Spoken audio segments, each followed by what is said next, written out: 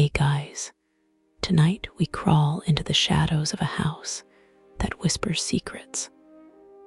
A home where every creak of the floorboards isn't just settling wood, but perhaps a step you shouldn't have heard. You're tucked in, cozy, under your blankets, but listen closely. Can you feel that chill that has nothing to do with the AC? Good. Because by the time this story is over, you probably won't survive the urge to check under your bed. So before you get comfortable, take a moment to like the video and subscribe. But only if you genuinely enjoy what I do here. Also, drop a comment below with your location and local time, and let's see how many of us are brave enough to venture into this darkness together. Now dim the lights, maybe turn on a fan for that soft background hum, and let's ease into tonight's journey together. You've just moved into this old house, a place with that particular smell of dust and forgotten things, a scent that clings to the air like a phantom. It's an inherited home, a forgotten relative's legacy, and it feels less like a gift and more like a puzzle you're not sure you want to solve. You've spent days unpacking, sorting through boxes, trying to make the space your own, but the house resists. It has its own personality, a quiet, watchful presence.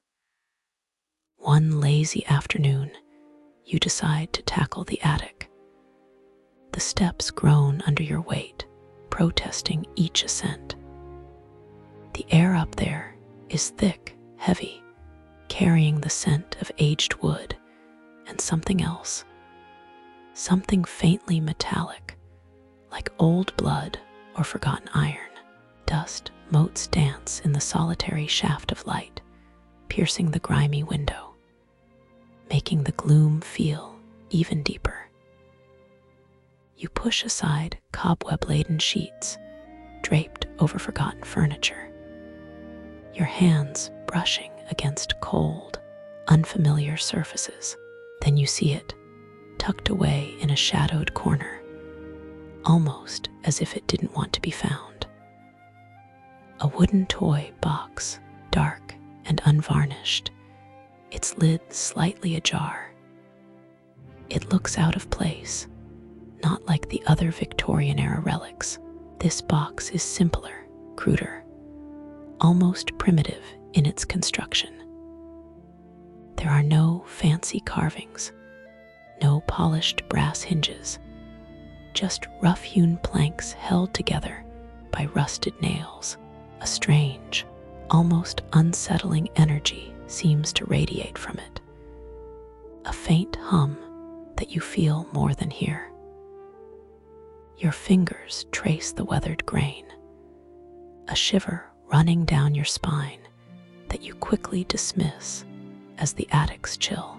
You pull the box closer, the wood scraping against the dusty floor, a sound that echoes unnaturally loud in the quiet space. The lid creaks open further, revealing a collection of toys that are anything but charming. These aren't the porcelain dolls or miniature tea sets you might expect from an old house. Instead, you find odd, misshapen figures, a puppet with one eye missing, and a perpetually twisted grin, a wooden soldier with limbs oddly disproportionate, and a rag doll with stitched-on buttons for eyes that seem to follow your movements. Their paint is faded, chipped, giving them a sickly pallor. As you reach in to pick up the rag doll, your fingers brush against something else, something cold and hard beneath the fabric. You pull it out. It's a small, tarnished silver locket, surprisingly heavy for its size. No engravings, no intricate designs, just a smooth, worn surface. It feels ancient, humming with that same unsettling energy as the box. You try to open it, but it's sealed shut, stubbornly refusing to yield.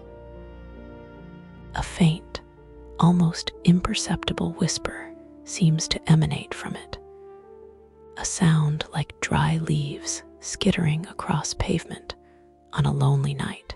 You hold it to your ear, straining to hear, but it's gone, replaced by the thumping of your own heart. You try to rationalize the feeling away. It's just an old house, old things. Your mind is playing tricks, fueled by the isolation and the general creepiness of an untouched attic. Yet, as you place the locket back in the box, a sudden, sharp chill slices through the air, colder than anything you felt before. The light from the window seems to dim, not because of clouds, but as if the room itself is holding its breath. You glance around, a prickle of unease creeping up your neck. The shadows seem to deepen, to stretch and writhe in the corners of your vision. You tell yourself it's nothing, just your imagination. But the toys in the box, those lifeless, painted eyes, seem to stare back at you, holding secrets you're not sure you want to uncover. You snap the lid shut, the sound echoing with a hollow finality. The faint hum from the box intensifies for a moment, then fades, leaving only the oppressive silence of the attic. You descend the stairs, the weight of the old house settling around you. The strange toy box a new, unsettling presence in your home. You haven't truly unpacked it, not yet, but its existence already feels like a key to something you'd rather leave locked. Historians still debate whether the notorious Bloody Benders, a family of serial killers in Kansas during the 1870s, used their inn to lure victims purely for robbery, or if there was a deeper, perhaps more ritualistic, motive behind their gruesome acts. Their story, much like the strange finds in your new attic, reminds us that some secrets are best left buried. The local folklore around the Benders suggests that their victims' spirits still wander the land, eternally trapped by the violence inflicted upon them. And speaking of unsettling finds, have you ever heard of a miser's jawbone? It's a bizarre occult tidbit, an object believed to bring wealth if acquired from a recently deceased miser, and kept in a bag of grains. It's a macabre charm, much like some of the items you might find in an old, forgotten toy box, hinting at practices far stranger than simple playthings. The locket feels old, too old, like it has seen countless hands and whispered countless secrets across generations. As you close the attic door, the house seems to sigh around you, a long, drawn-out sound that could be the wind or something else. You try to shake off the feeling, but the image of those lifeless, staring doll eyes is imprinted on your mind. You tell yourself it's just an old house filled with mundane dust and forgotten relics. But a part of you, a small, cold part, knows better. That first night back from the attic, you can't shake the feeling of being watched. The house, which once felt just old, now feels alive, listening. You're trying to relax, but every little sound makes you jump. The settling of the old house, the groaning of the floorboards, the creaks of the wooden frame. It all sounds different now, more deliberate. As you lie in bed, a soft, scratching sound begins. It's coming from the walls, a rhythmic, insistent tap, tap, tap. It's not the sound of a mouse. It's too slow, too purposeful. It sounds like fingernails dragging across plaster, just behind your headboard. You sit up, heart hammering in your chest, straining to hear. The sound stops the moment you move. You wait, holding your breath in the absolute dark. The silence is thicker, heavier than before. You try to tell yourself it's nothing, just old pipes or some kind of pest. But deep down, you know it's not. It's too close, too personal. You swing your legs out of bed and walk to the wall, pressing your ear against the cool surface. Nothing. The house is completely silent. But the moment you start to pull away, you hear it again. A single, sharp click from inside the wall, right where your ear had been. A shiver of pure dread runs down your spine. For the next few nights, the sounds continue, but they change. The scratching is replaced by a faint, whispering murmur, so soft you can't make out the words.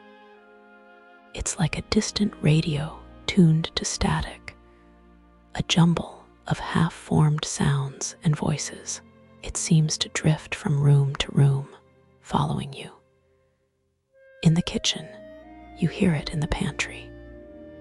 In the living room, it comes from behind the bookshelf. It's never loud enough to be deciphered, only enough to make you feel completely unsettled, like a secret is being shared just out of your reach. You find yourself turning your head, trying to pinpoint the source, but it always seems to be right where you aren't looking. You remember the old, sealed locket from the toy box. You remember the whispers you thought you heard coming from it. You can't help but wonder if the two are connected. The box is still in the attic, but its presence feels like a heavy weight pressing down on the entire house. You've tried to ignore it, to pretend you never found it, but the whispers make that impossible. They are relentless, a constant, low-frequency hum of something ancient and malevolent. You start to notice other things. A fleeting shadow at the top of the stairs, gone when you blink. A cold breeze that sweeps through a room with no windows open. The smell of something sweet and decaying, like old flowers left to rot, that vanishes as soon as you try to find its source. You're constantly on edge, jumping at your own reflection, and you can't shake the feeling that the house is a living entity, an organism with its own dark, pulsating heart. You're not alone, not truly. There are countless historical accounts of talking walls, a phenomenon that historians still debate whether they are the result of structural acoustics, psychological stress, or genuine paranormal activity.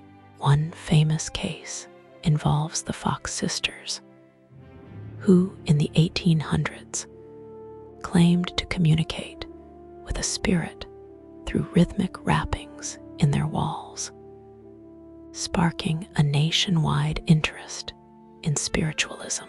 While their story was later debunked as a fraud, the deep-seated belief in spirits communicating through physical means, remained.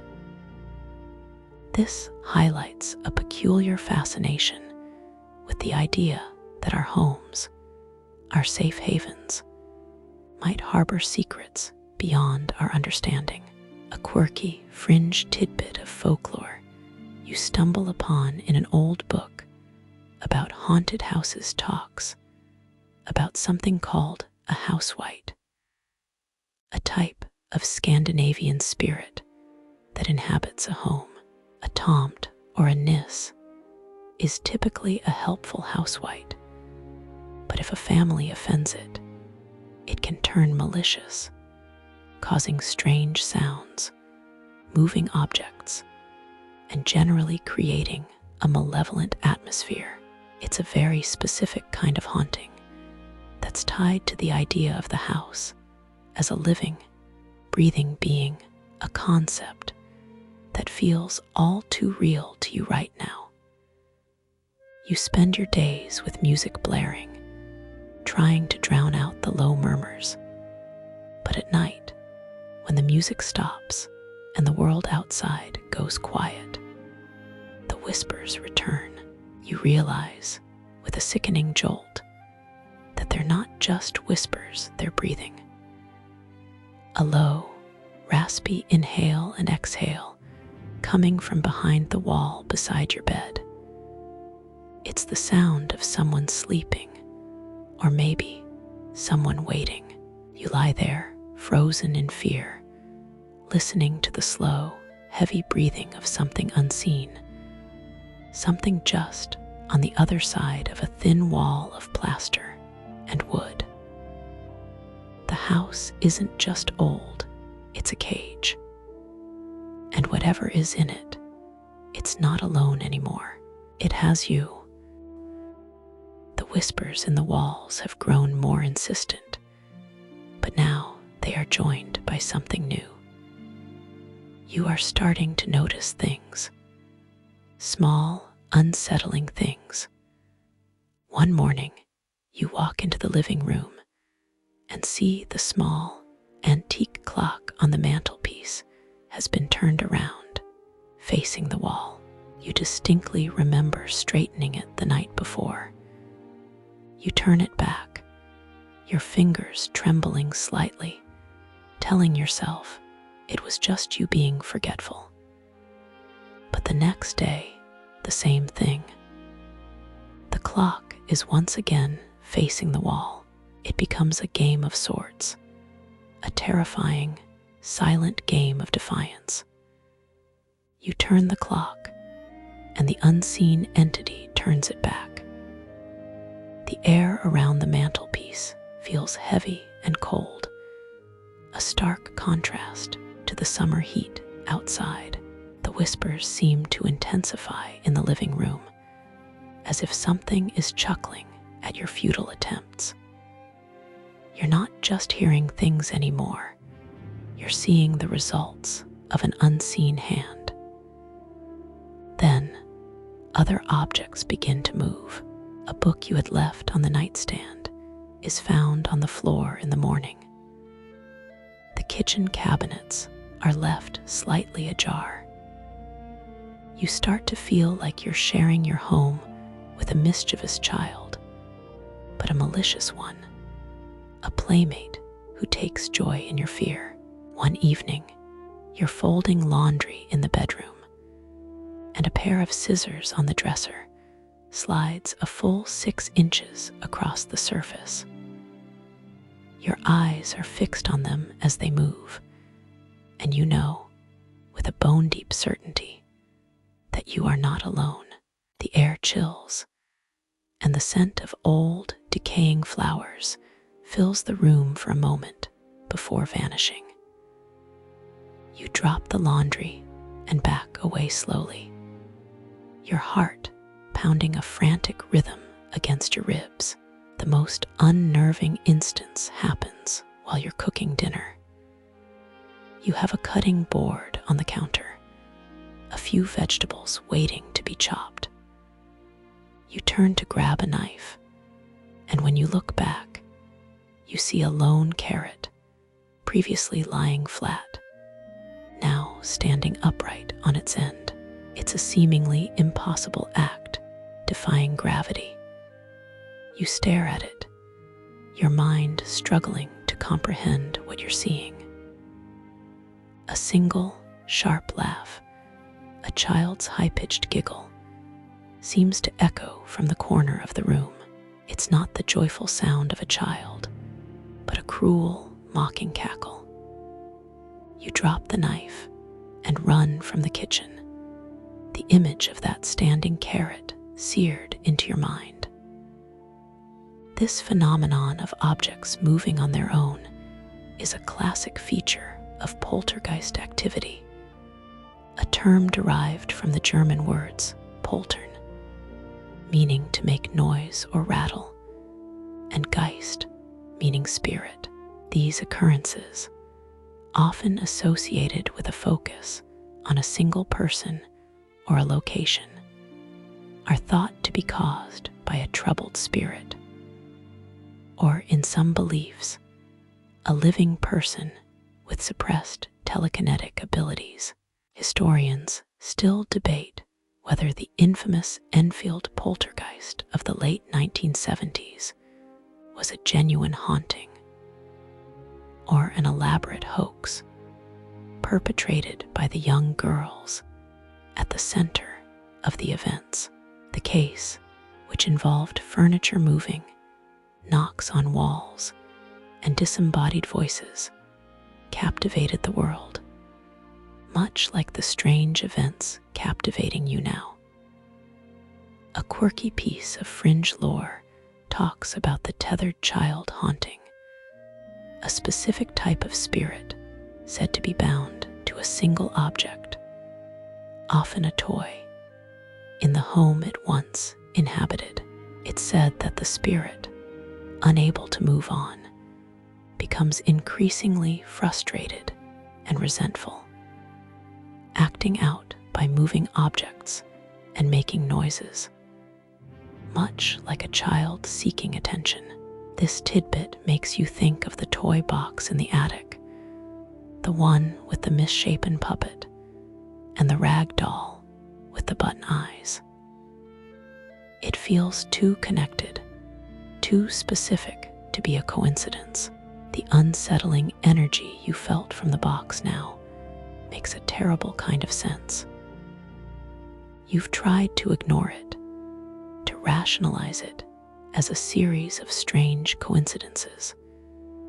But the standing carrot and the mocking laughter have pushed you past that point. This unseen playmate is becoming bolder, its actions more intentional. It's no longer just a passive presence in the house. It's an active force, one that is aware of you, watching you, and most terrifyingly, playing with you.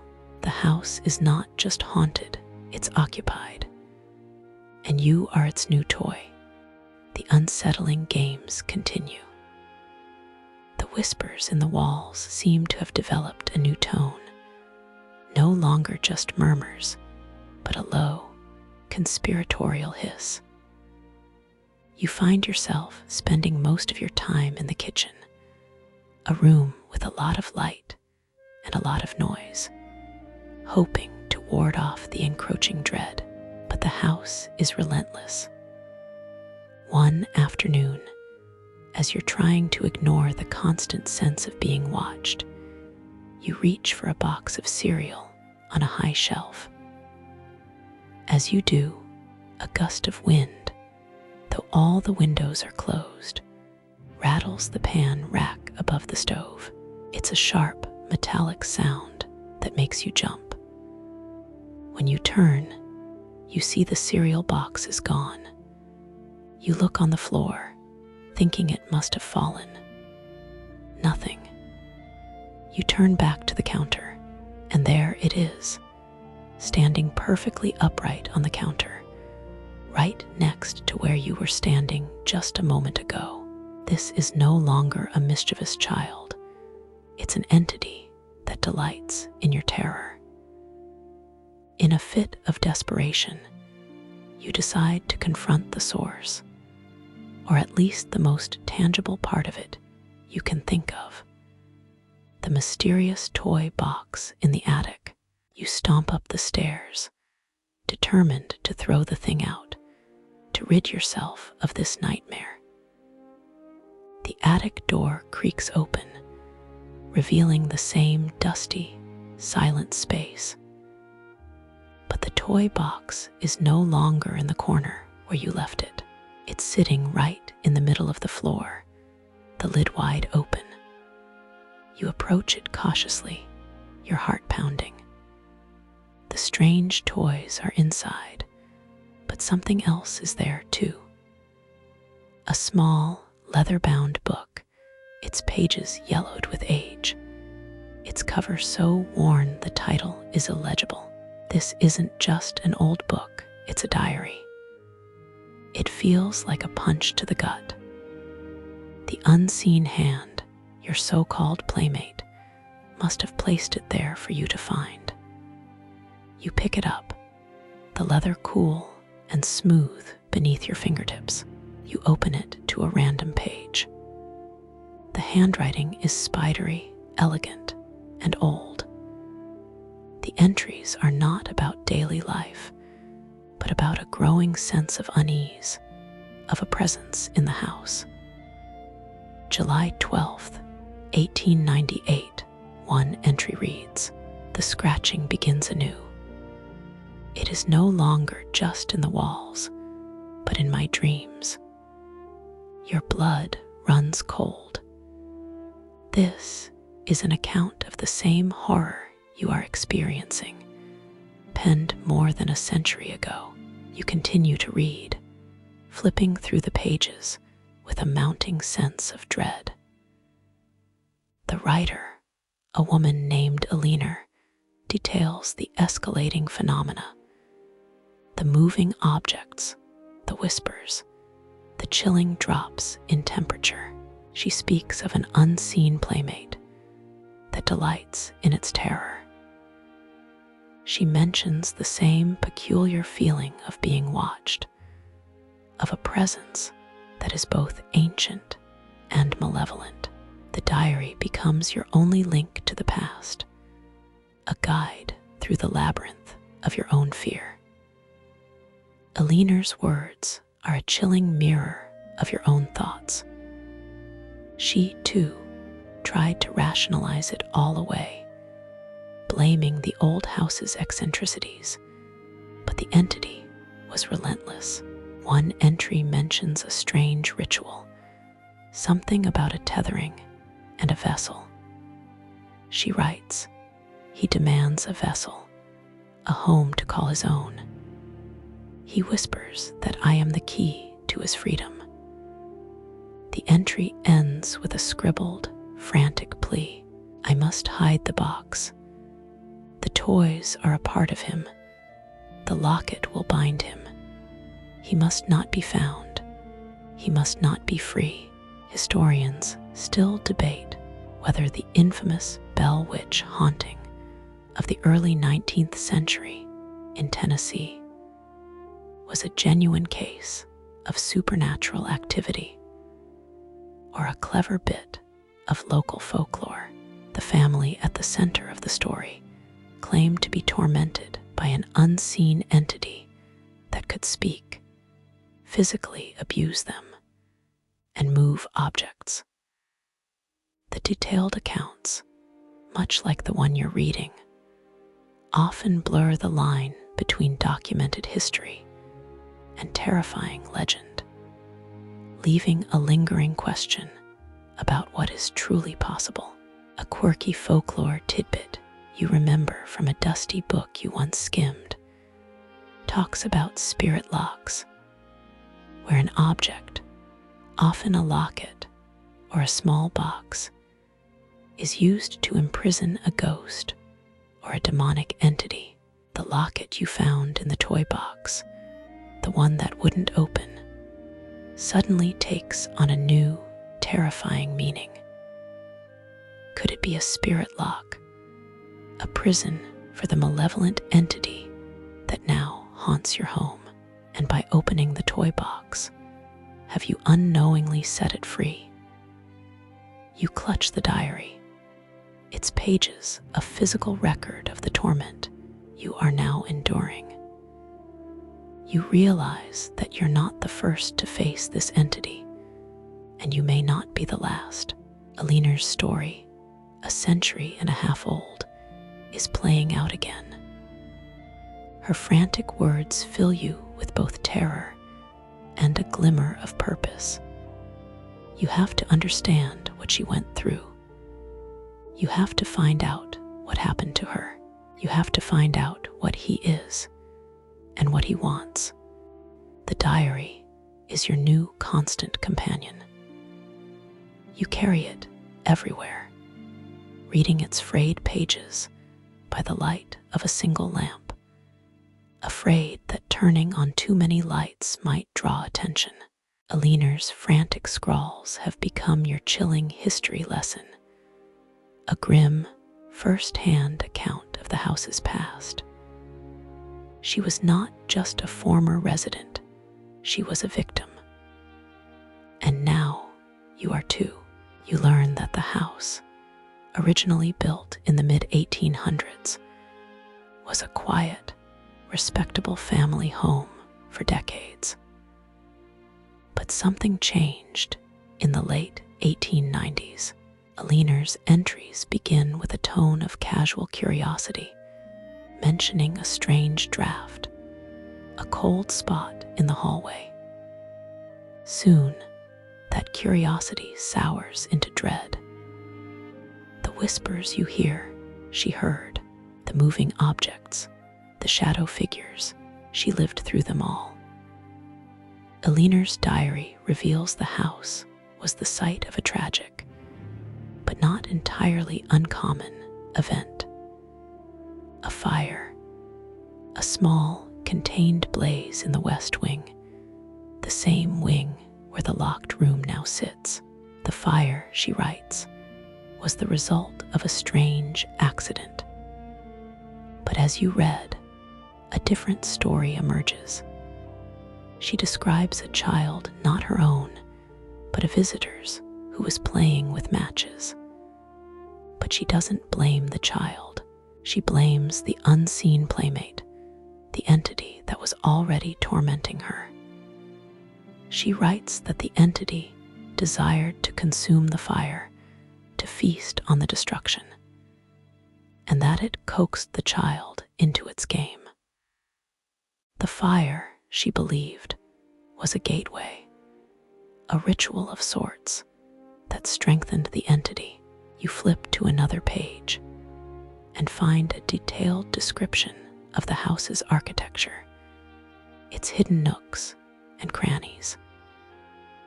Alina mentions a peculiar design choice, a small, sealed cavity behind the fireplace in the main hall. She calls it the hollow throat, a place where the sounds of the house, the whispers, the groans seem to originate. She believes it was built with a specific, occult purpose in mind. She also mentions the existence of a second basement, a space so ancient it predates the house itself, a place of unspeakable darkness. This second basement, she speculates, is where the entity truly resides. This idea of a house being built with a hidden, occult purpose is not entirely far-fetched in historical circles.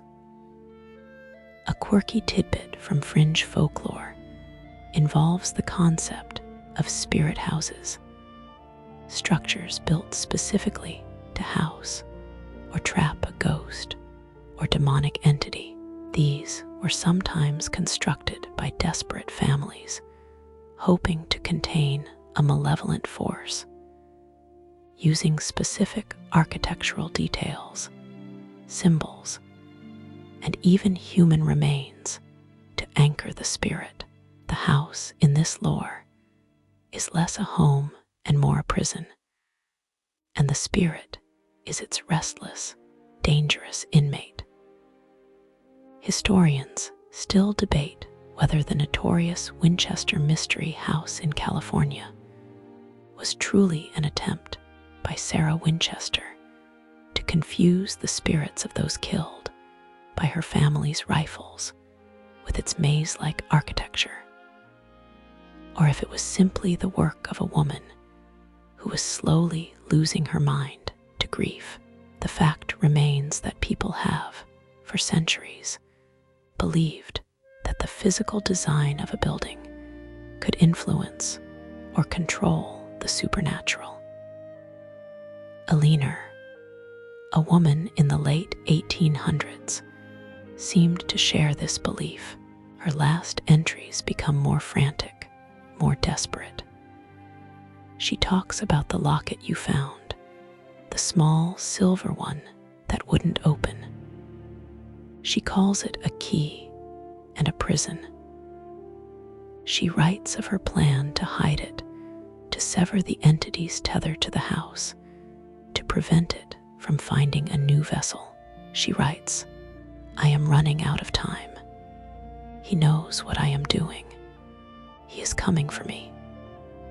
Her final entry, dated October 31st, 1898, is nothing more than a single, stark word: run.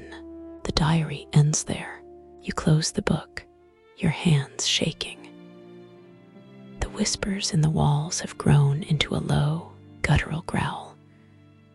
The house is no longer just a puzzle, it's a trap.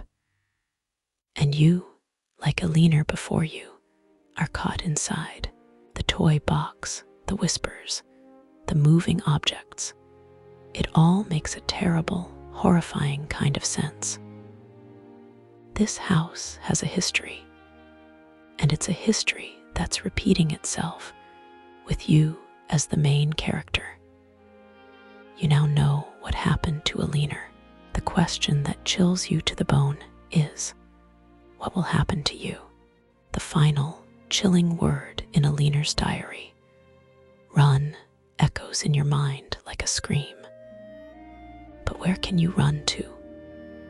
The horror isn't just in the house.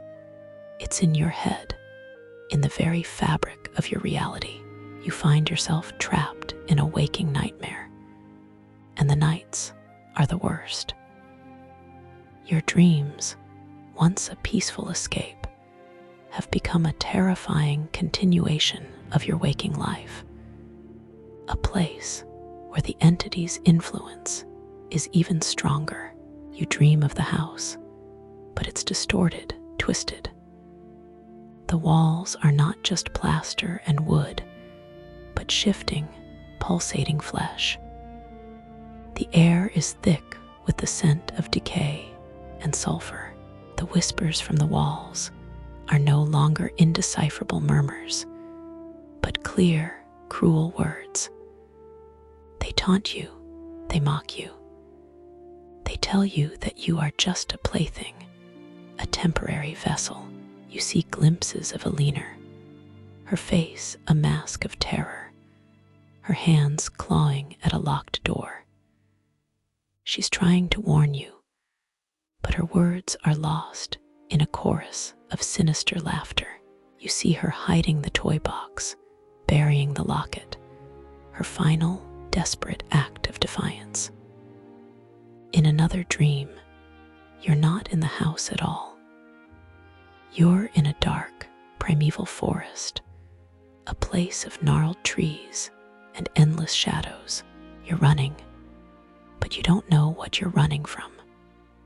The whispers are behind you, a chorus of voices getting closer and closer. The ground beneath your feet gives way, and you fall into a chasm of endless darkness, the voices screaming your name. You wake up in a cold sweat, your heart pounding, your body trembling. The dream so vivid it feels more real than the bed you're lying in. The image of the dark forest, the endless fall, is seared into your memory. The entity is no longer just moving objects. It's infiltrating your subconscious. It's using your dreams to show you its power, to break you down, to prepare you for something far worse. You start to fear sleep. You try to stay awake, drinking coffee, watching movies, anything to keep the nightmares at bay. But exhaustion eventually wins, and you're plunged back into the darkness. This concept of dreams as a battlefield for the soul is a recurring theme in folklore and history.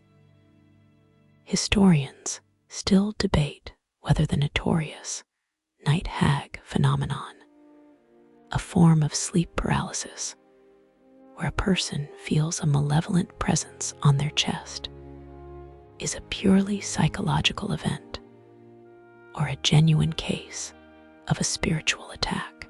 Descriptions of the night hag, a terrifying, unseen entity that suffocates people in their sleep, have been documented across cultures for centuries, blurring the line between medical science and genuine horror.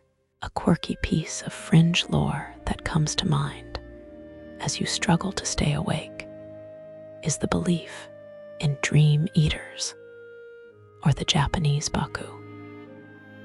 These mythical creatures are said to consume nightmares, leaving you with a peaceful slumber. But some folklore warns that if you ask the baku for too many favors, it might not only eat your bad dreams, but your hopes and good memories too, leaving you a hollow shell. This adds another layer of dread to your situation. What if the entity isn't just giving you nightmares, but feeding on the fear they produce? What if your torment is its sustenance? The lines between your waking life and your dreams are becoming dangerously thin. You find yourself seeing things in the corner of your eye, things that feel like they've escaped from your nightmares. A dark, twisted limb reaching from a closet, a flash of a grotesque face in a mirror. You blink, and they're gone, but you know they were there. The house is slowly, meticulously breaking you. It's not just haunting you, it's claiming you. The entity wants more than just a home. It wants a vessel, and it's using your nightmares to hollow you out, to prepare you for its final, terrifying possession. You've stopped sleeping. The nightmares are too vivid, the fear too real. You spend your nights pacing, trying to stay awake, a hollow shell filled with dread. The whispers are a constant companion, no longer just from the walls, but from the shadows, from the very air you breathe. They are a low, ceaseless drone, a reminder that you are not alone, that the entity is always, always there. The dreams, however, have left you with one terrifying new detail, a recurring image of a locked door. It's always the same, a dark, heavy oak door, its wood gnarled and ancient, with a single rusted iron handle. It's always somewhere in the house, but its location shifts. In one dream, it's at the end of a long, cobwebbed hallway. In another, it's a door in the floor, leading down into an even deeper darkness. You know, with a terrible certainty, that this door is the locked room Alina mentioned in her diary, the room in the West Wing that was the source of the fire. Driven by a desperate need for answers, you begin to search. You start in the West Wing, a part of the house you've mostly avoided. It's colder here, the air heavy with the scent of damp earth and something acrid, like burnt metal. The floorboards creak under your feet, each step a protest. You trace the walls, looking for any sign of a hidden entrance, your fingers brushing against the cold plaster. You tap, you listen, but all you hear is the low drone of the whispers and the frantic pounding of your own heart. You spend a full day searching, your mind a blur of exhaustion and fear. The whispers get louder, more mocking. You feel a cold breath on the back of your neck, a sudden draft that makes the hair on your arms stand on end. You turn, and for a fleeting moment, you see it, a dark, impossibly tall shape standing at the end of the hallway. It's gone in a blink, but the image is seared into your mind. This is what you saw in your nightmares. This is the entity that's been tormenting you. Finally, in a small, unused closet, you find it, behind a stack of old, moth-eaten blankets and forgotten winter coats. A portion of the wall feels different.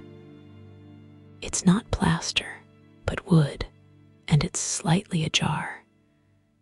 You push, and with a soft groan, a hidden door swings open. It's just like in your dreams. Dark, heavy oak, a rusted iron handle. And beyond it, only darkness. The air that flows from the room is a physical thing, a cold, heavy presence that steals the warmth from your body. The whispers stop, replaced by a deep, unnatural silence. Historians still debate whether the catacombs of Paris, a labyrinth of tunnels and chambers filled with the remains of millions of people, were ever used for dark rituals by secret societies, or if their unsettling atmosphere is purely a product of their grim purpose. The existence of these hidden, forgotten spaces, much like the one you've just discovered, has always fueled human fascination with the occult and the unknown. They are places of profound silence and deep history, and what you found feels just as ancient and menacing. A quirky tidbit from fringe folklore suggests that a locked room in a haunted house is not just a place where a tragic event occurred, but a place where a powerful entity is sealed, waiting to be freed. It's believed that by simply opening the door, you risk unleashing the very thing that has been contained for centuries. The act of opening it is said to be a spiritual key, a final test, and a point of no return. You remember Aliner's frantic scrawls in the diary, the fire, the second basement. Your mind races with possibilities, all of them terrifying. You stand there, staring into the blackness, the cold seeping into your bones. The silence is profound, a vacuum of all sound. Your instincts scream at you to close the door, to seal this darkness away forever, to run and never look back. But a morbid curiosity, a desperate need to understand, to end this nightmare, keeps you frozen. You have found the locked room. Now, what will you do? The whispers are silent, but the silence itself is a kind of torment, a promise of the horror that lies beyond the threshold. You stand at the threshold of the locked room, staring into the impenetrable darkness. The silence is a heavy blanket, more terrifying than any scream. Your hand, trembling, reaches for the iron handle. It's cold, so cold it feels like it's draining the heat from your fingers. The air from the room carries a scent you can't place, something like ozone, wet earth, and something anciently dead. You take a shaky step inside, your phone's flashlight beam cutting a pathetic path through the gloom. The room is empty, or so it seems at first. The walls are bare, the floorboards are thick with a century of dust, but as your light sweeps across the floor, you see it. A faded, dark stain, a patch of wood that seems to have absorbed the very light itself. It's right in the center of the room, a grim, permanent marker. This is where it happened. This is where the fire started, and where, you now realize with a sickening certainty, someone died. As you look closer, your light illuminates the faintest of scratches on the floorboards around the stain, as if something had been dragged, or someone had clawed at the wood in a final, desperate struggle. You kneel down, your hand hovering over the stain. The air is so cold here, it feels like an open wound. You think of Alina's diary, her frantic scribbles about a fire, a child, and an entity that feasted on the destruction.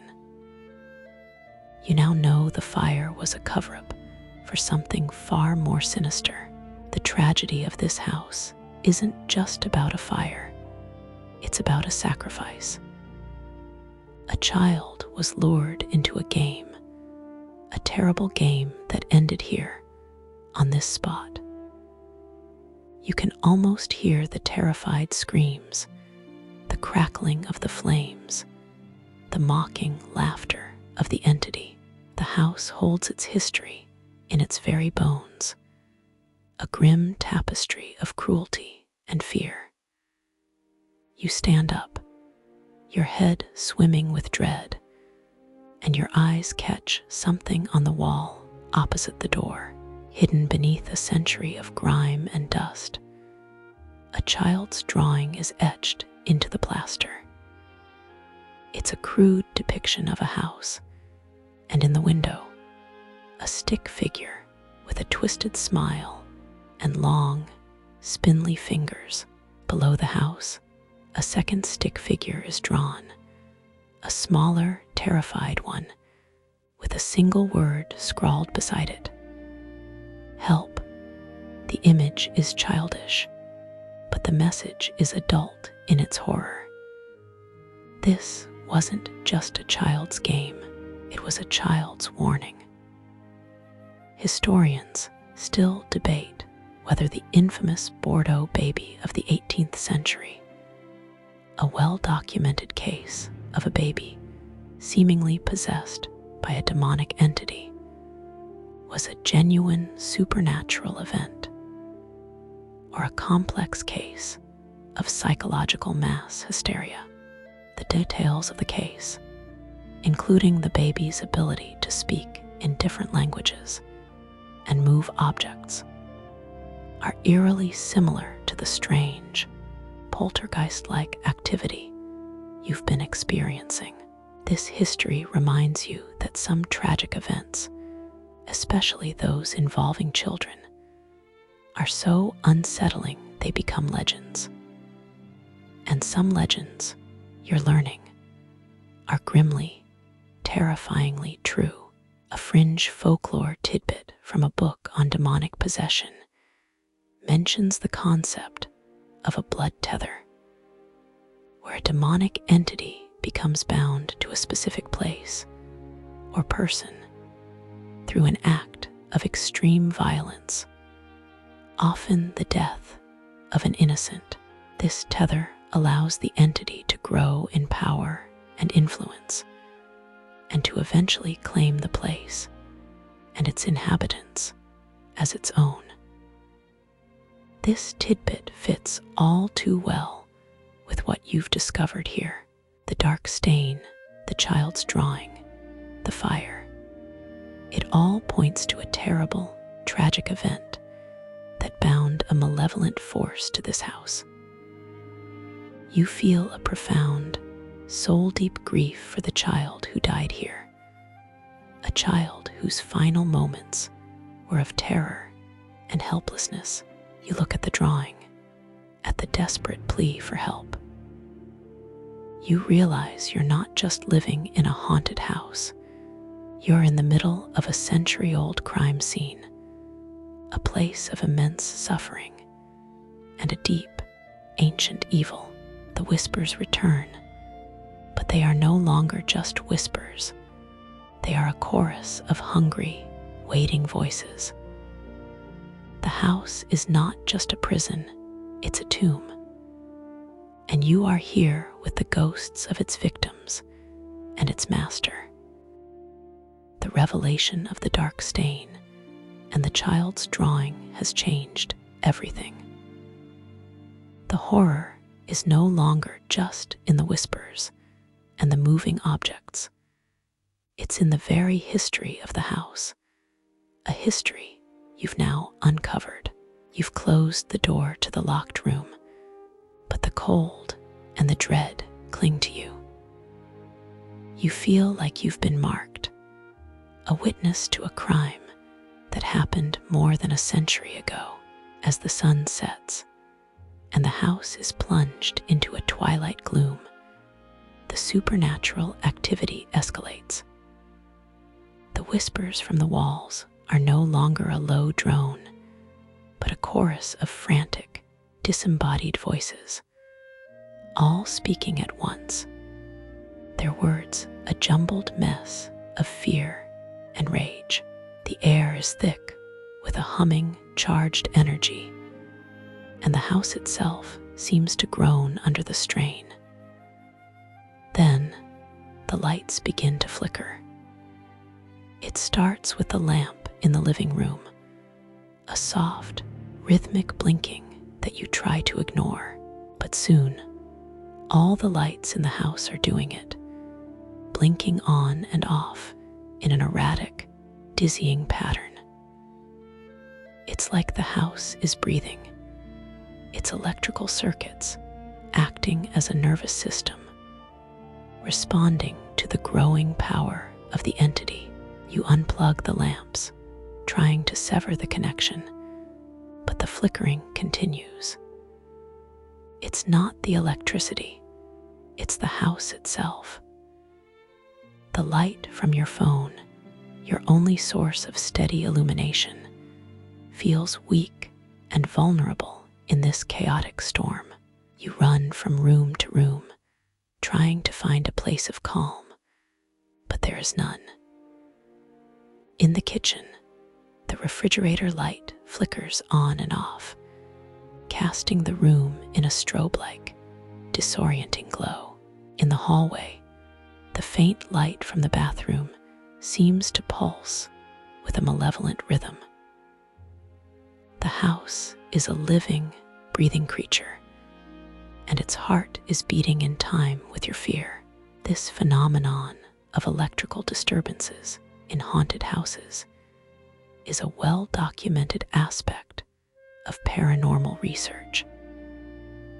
Historians still debate whether these events are caused by spirits drawing on electromagnetic energy, or if they are simply a psychological manifestation of fear. The Hampton Court Palace ghost in England, for instance, a security camera image of a ghostly figure, was preceded by an unexplained alarm and a sudden malfunction of the security system. These accounts, much like your own experience, blur the line between science and the supernatural, leaving us with a chilling question. Is the ghost using the electricity, or is the electricity simply a byproduct of its presence?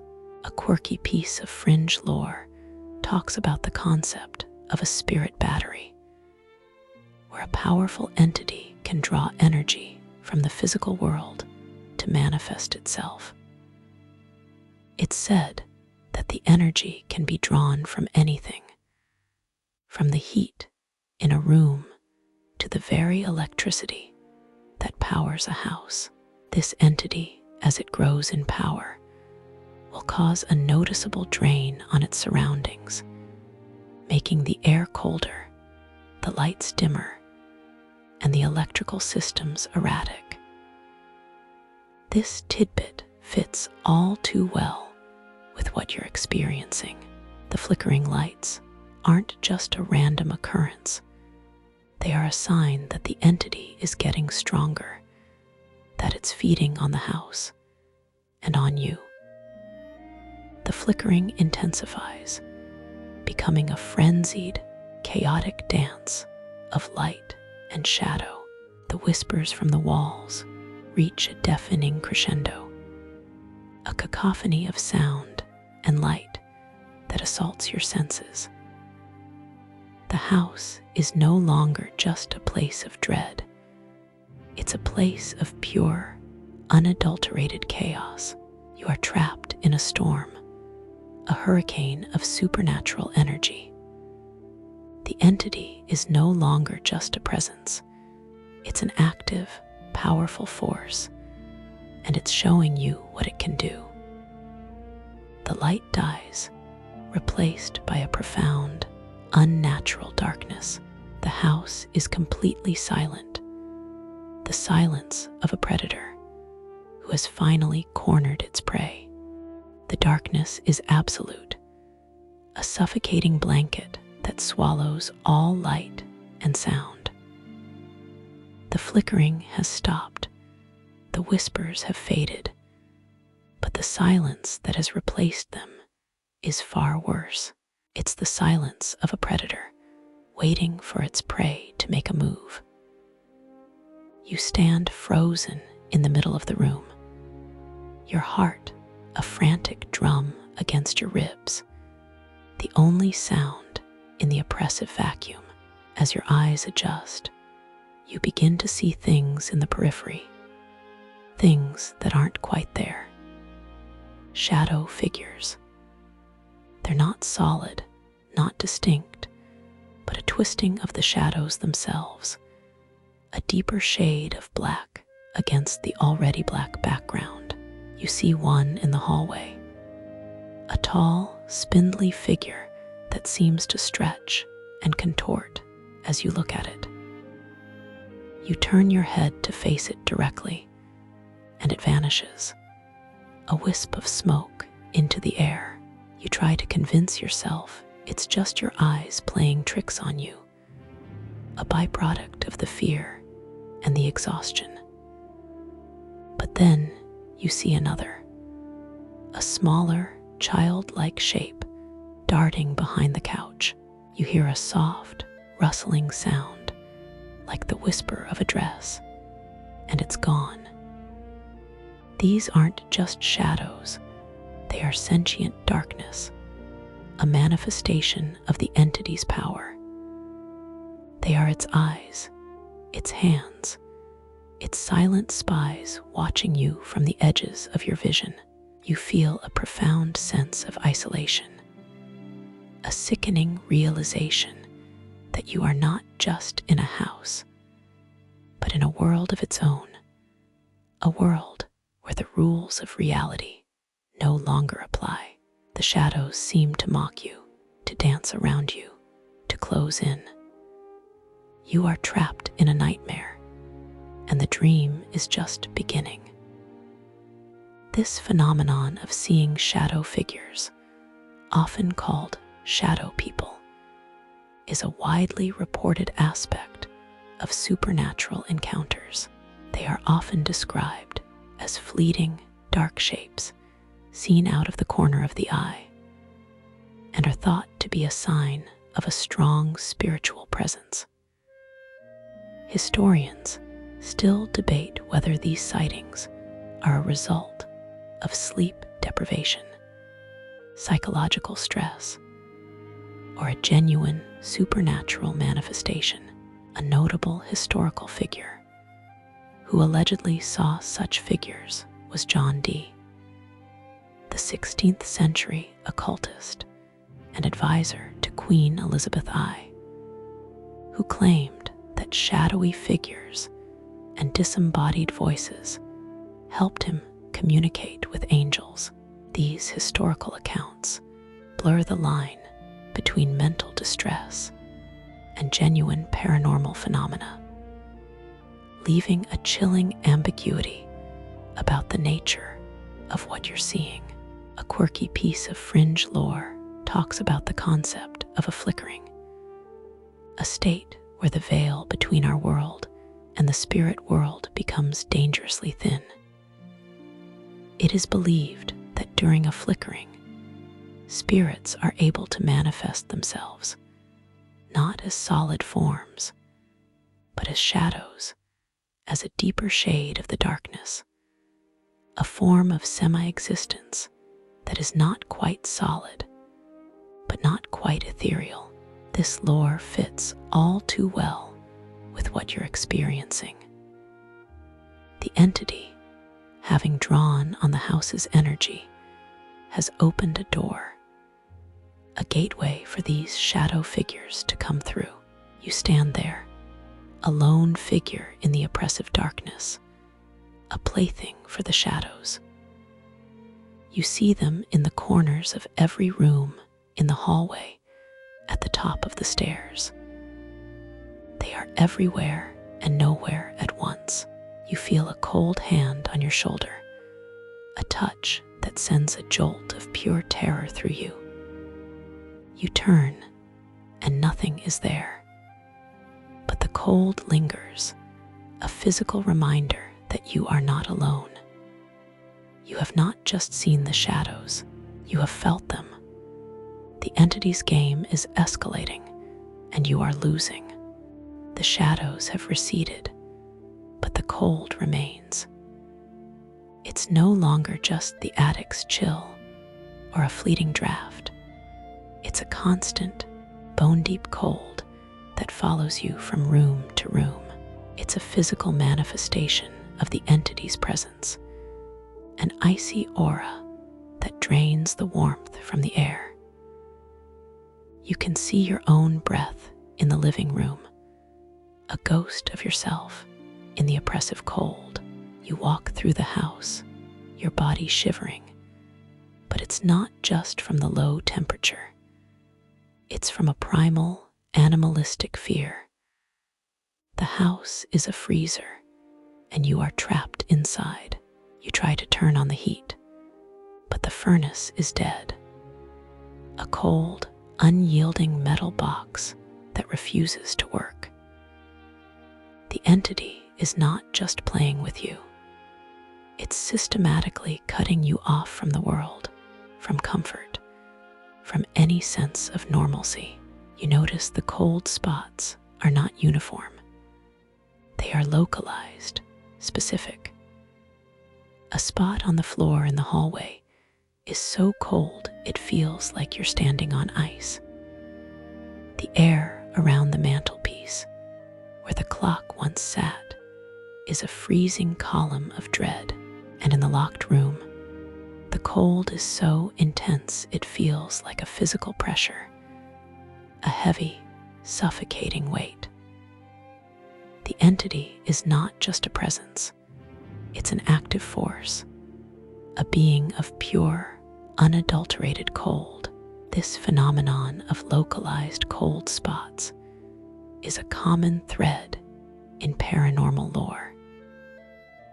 Historians still debate whether these occurrences are a result of spirits drawing on the ambient energy of a room to manifest themselves, or if they are simply a psychological response to a terrifying situation. The Brown Lady of Raynham Hall, one of England's most famous ghosts, is often said to be preceded by a sudden, intense drop in temperature. This historical account, much like your own experience, blurs the line between scientific explanation and supernatural reality. A quirky piece of fringe lore talks about the concept of spirit cold, a specific kind of cold that is said to emanate from a powerful, non-human entity. This cold is not just a lack of heat, it's an active, malevolent force that drains the life and energy from a living being. It's said that the cold can cause a person's blood to run cold, their mind to grow sluggish, and their will to be broken. This tidbit fits all too well with what you're experiencing. The cold is not just an inconvenience, it's an attack. You're huddled in a blanket, your teeth chattering, but the cold seeps through the fabric, into your bones, into your very soul. The house is a tomb, and you are being slowly frozen to death. The whispers have returned, but they are different now. They are no longer a frantic jumble of voices, but a slow, rhythmic chant, a low hum that vibrates through the floorboards. The entity is not just playing with you, it's preparing you. It's breaking you down, piece by agonizing piece, until you are nothing but a hollow vessel, a cold, empty shell for it to claim. The cold has become a part of you, a perpetual shiver that has nothing to do with the outside world. It's the constant presence of the entity, a low hum of malevolent energy. You find yourself avoiding the locked room, the source of the most intense cold. But the cold finds you, spreading its icy fingers throughout the house. You are a prisoner in a freezer, and the jailer is unseen but ever present. In a desperate attempt to feel some warmth, some sense of normalcy, you walk into the bathroom. The air is slightly less cold here, a small comfort. You look at yourself in the mirror, your reflection a pale, terrified stranger with wide, haunted eyes and chattering teeth. You hardly recognize yourself. You've lost weight, your skin is sallow, and you have the look of someone who hasn't slept in weeks. Then you see it. It's not in your reflection. It's in the mirror itself, behind your reflection. A dark, shadowy figure stands in the hallway, its form tall and spindly, its head tilted at an unnatural angle. It's the same shadow figure you saw in your dreams, the one you've been seeing in your periphery. You turn, your heart lurching into your throat, but the hallway is empty. You look back at the mirror, and the figure is gone, replaced by your own terrified face. But as you stare at your reflection, it shifts. Your eyes, once wide with fear, become cold and dead. Your mouth, once a line of terror, twists into a cruel, mocking smile. You watch in horror as your reflection becomes a twisted, malevolent caricature of yourself.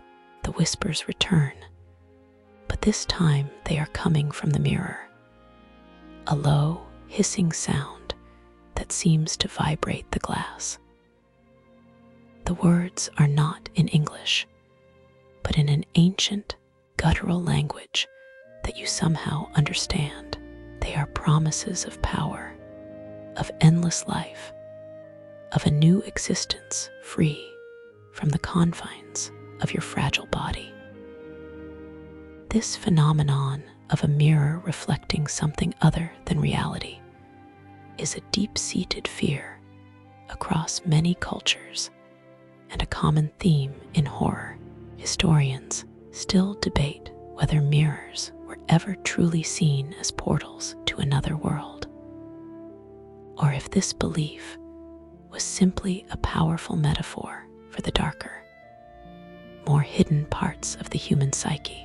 The legend of Bloody Mary, a ritual where a person chants her name into a mirror in a dark room, is a modern example of this fear, a belief that a mirror can be a gateway for something malevolent. The historical belief in a mirror's ability to capture a person's soul or to show them a reflection of their own hidden evil is a powerful and persistent one. A quirky piece of fringe lore talks about the concept of mirror scrying, a form of divination where a person stares into a reflective surface to see visions of the future or to contact the dead. It is believed that mirrors, as a liminal space between two worlds, can be used as a tool to see what lies beyond our reality. However, this lore also warns that by looking into a mirror, you risk letting something else look back at you. This tidbit fits all too well with what you're experiencing.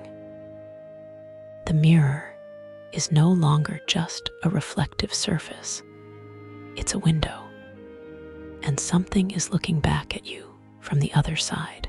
You back away from the mirror, your hands raised in a pathetic attempt to ward off the evil you see in your own face. The whispers stop, and your reflection returns to normal.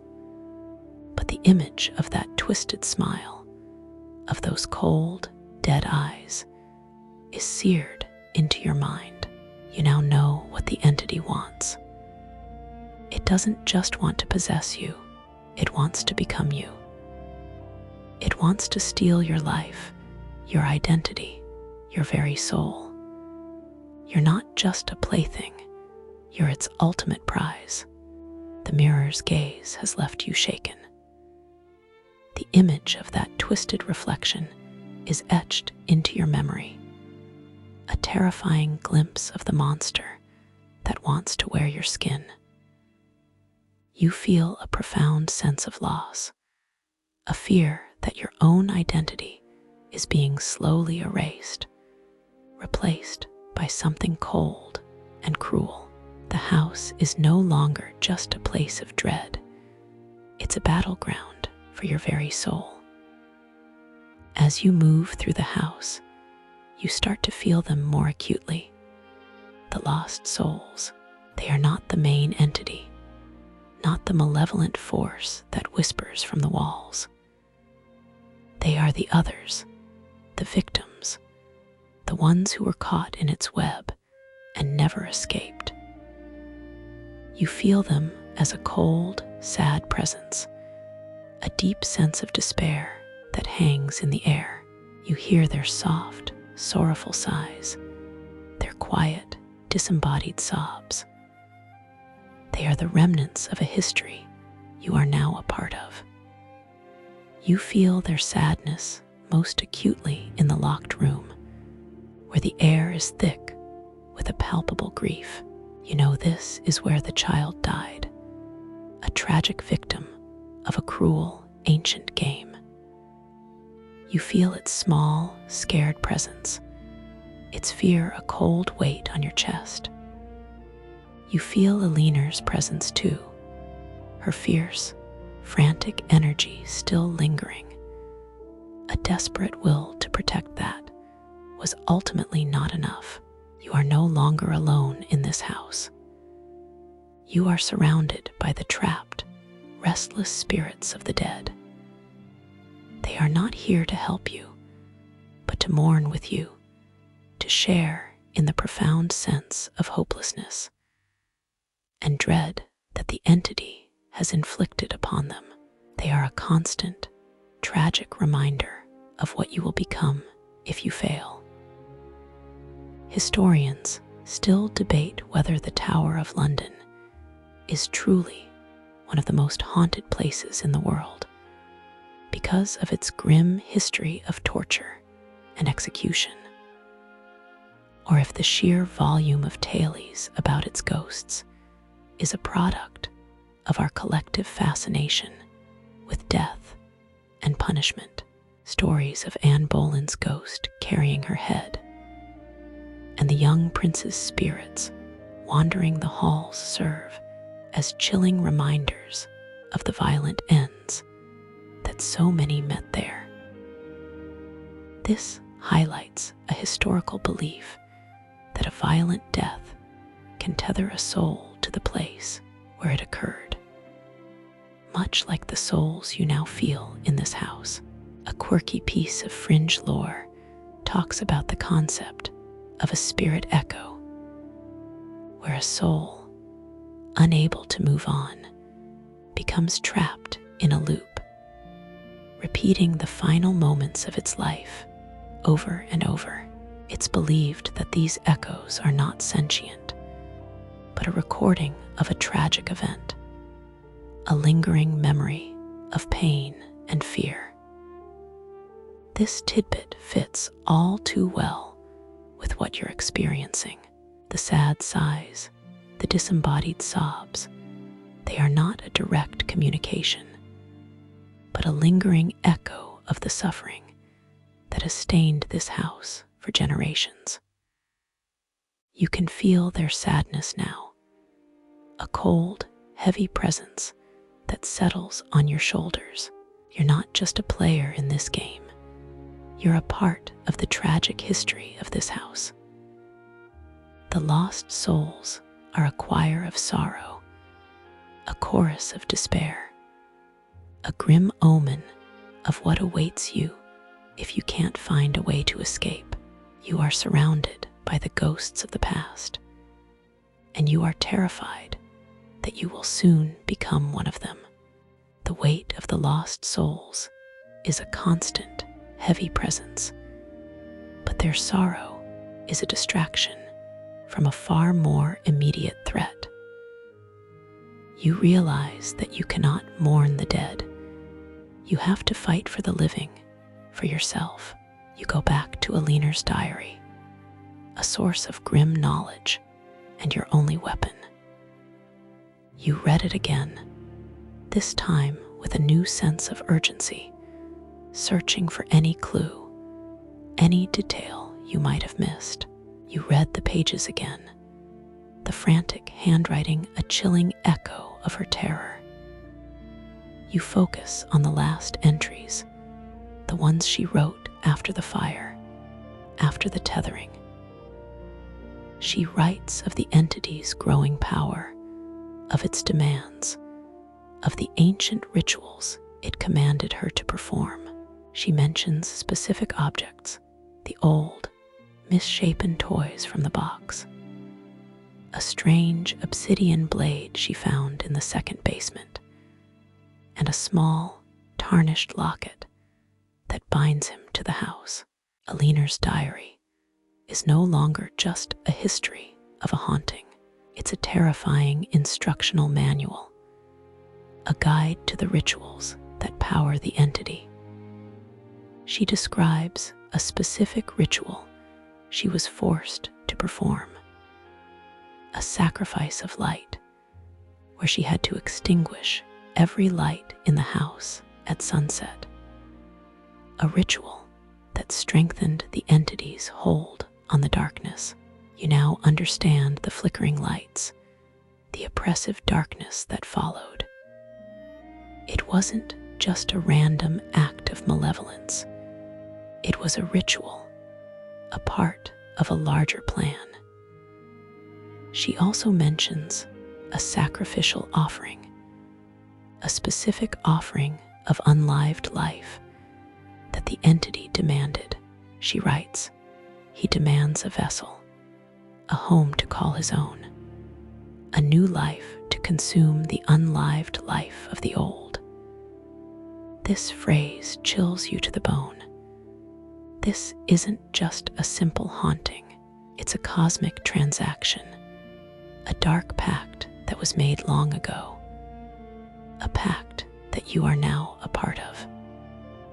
The entity isn't just looking for a new home, It's looking for a new victim for its rituals. This idea of ritual sacrifice and dark pacts is a recurring theme in occult history.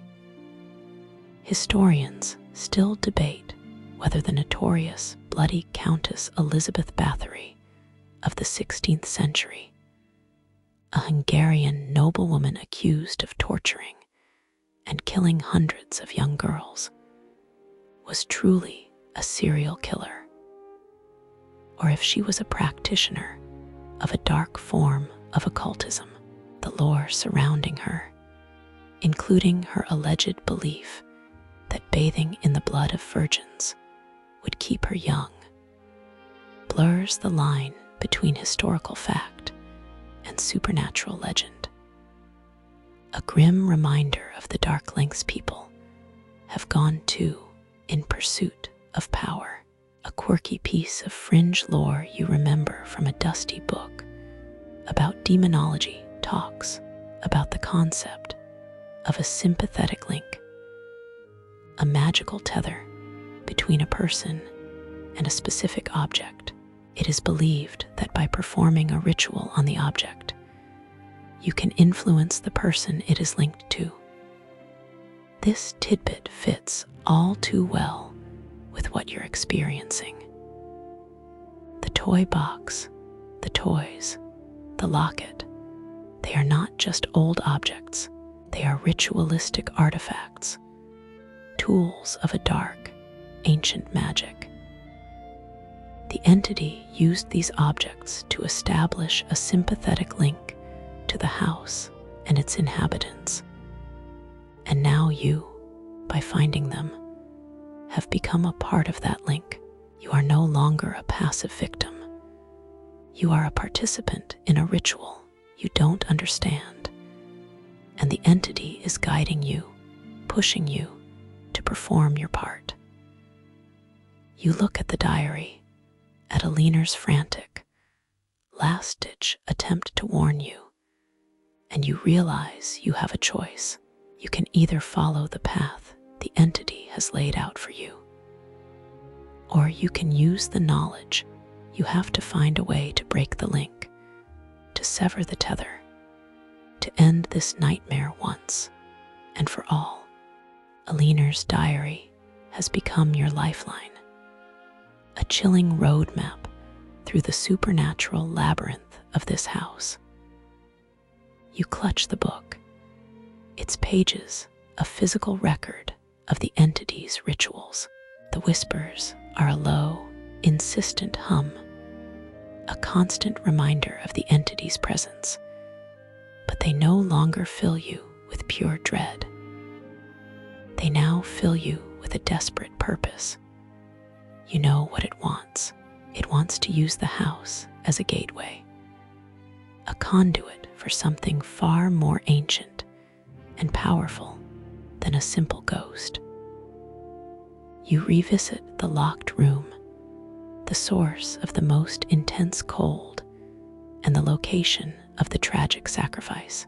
Your flashlight beam cuts through the gloom, illuminating the dark stain on the floor, the child's desperate plea for help etched into the wall. But as you look closer, you notice a detail you missed before. The dark stain is not just a stain, it's a symbol, a complex, geometric shape that seems to thrum with a faint, otherworldly light.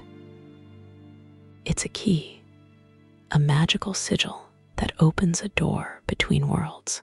The entity didn't just kill the child here, it used its death as a sacrifice, a dark offering to power the gateway. Aliner's diary mentioned a second basement, a space so ancient it predates the house itself. You now realize this isn't just a physical space, it's a spiritual one. The locked room is the antechamber, the entryway to something far deeper, far more terrifying. The house is not just a prison for a spirit, it's a vessel, a living, breathing machine for a dark purpose. The whispers in the walls have grown more insistent, a low, guttural chant that seems to be coming from the very foundation of the house.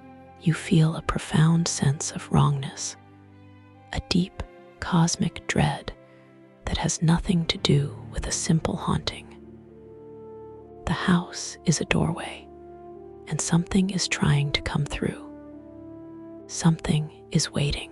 This concept of a house as a magical gateway is a powerful, recurring theme in occult history and folklore. Historians still debate whether certain ancient structures, like the Stonehenge in England, were ever truly used as magical gateways, or if their alignment with the stars was a purely astronomical observation. The belief that a specific place, a place of power, can be used to open a door to another world is a deep-seated fear that has haunted humanity for centuries.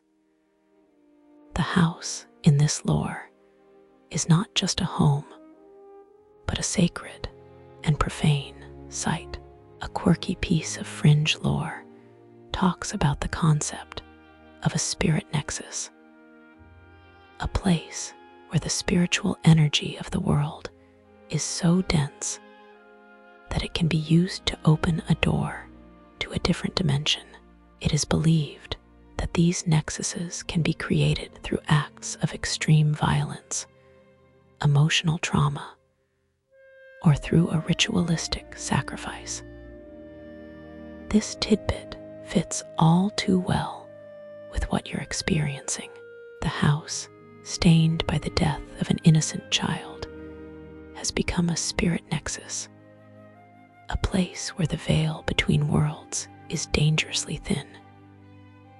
You stand in the locked room, the humming of the sigil, on the floor a low, constant thrum, and you feel a profound sense of awe and terror. The entity is no longer just a ghost, it's a gatekeeper. It has been waiting for you, for a new vessel, a new sacrifice to open the door, to let its master through. You now realize that the whispers were not just about possession, they were about a cosmic transaction, a dark pact that has been waiting to be fulfilled for centuries. And you are the final piece of the puzzle. The humming of the sigil on the floor is a constant, low drone, a reminder of the house's true, terrifying purpose. You are not just in a haunted house, you are in a ceremonial chamber, a gateway for something ancient and malevolent. The whispers from the walls have stopped, replaced by a profound, unnatural silence. The entity is no longer playing games. It is ready. You feel its presence as a heavy, oppressive weight, a physical pressure on your chest that makes it difficult to breathe. It's no longer a subtle influence. It's an overt, possessive force, a direct attack on your will. You feel a cold, foreign hand gripping your mind, a chilling attempt to pry open the most intimate parts of your consciousness. You fight it, a desperate mental struggle against a power that is ancient and vast. Your head pounds, a rhythmic, agonizing pulse of pure psychic pain. You feel a wave of intense, irrational anger wash over you, a sudden, blinding rage that has nothing to do with you. It's the entity's emotion, its fury at having to wait so long for a new vessel, a new sacrifice. It's trying to break you, to wear down your will, to make you a willing participant in its final, terrifying act. You feel a pull, a magnetic, sickening lure towards the sigil on the floor, towards the locked room. It wants you to go there, to stand on the sigil, to become the final piece of the ritual. You resist, a desperate, internal struggle against a power that feels infinite. You are a small, fragile boat in a hurricane of supernatural energy. The entity is not just whispering, it's screaming inside your mind, a cacophony of rage and ancient power that threatens to shatter your sanity. You feel your body twitch, your muscles spasm, your legs trying to move you towards the locked room against your will. This is not a subtle influence. This is an all-out assault. Historians still debate whether the infamous exorcist of the 17th century, Urban Grandier, a French priest accused of sorcery and executed by being burned at the stake, was truly a practitioner of the dark arts or a victim of political intrigue. The lore surrounding him, including the detailed accounts of demonic possession in the Ursuline convent, where he was a spiritual advisor, blurs the line between a genuine supernatural event and a fabricated conspiracy. This historical debate highlights a deep-seated fear of possession, a fear that a person's soul can be invaded and controlled by a malevolent force, much like the force now attempting to control you. A quirky piece of fringe lore talks about the concept of a psychic lock, a spiritual defense mechanism that a person can use to protect their mind from a demonic entity. It is believed that by focusing on a pure, simple thought, a memory of love, or a symbol of faith, a person can create a mental barrier that the entity cannot penetrate. This tidbit fits all too well with what you're experiencing. You desperately search your mind for a happy memory, for a loving face, for anything that is pure and good. A final, desperate attempt to create a psychic lock. You focus on the face of a loved one, a simple, pure memory of a happy day, and for a fleeting moment, the oppressive pressure on your mind lessens. The screaming in your head becomes a distant echo, a faint, angry buzz. You are not broken, not yet, but the entity is relentless. It pulls harder, its invisible hand on your mind, a cold, crushing weight. It wants you to become a part of its plan, a part of its history. And you, a lone, terrified figure in a haunted house, are all that stands in its way. The psychic assault is relentless. The entity's presence is a crushing weight on your mind, a cold hand trying to pry open the fortress of your sanity.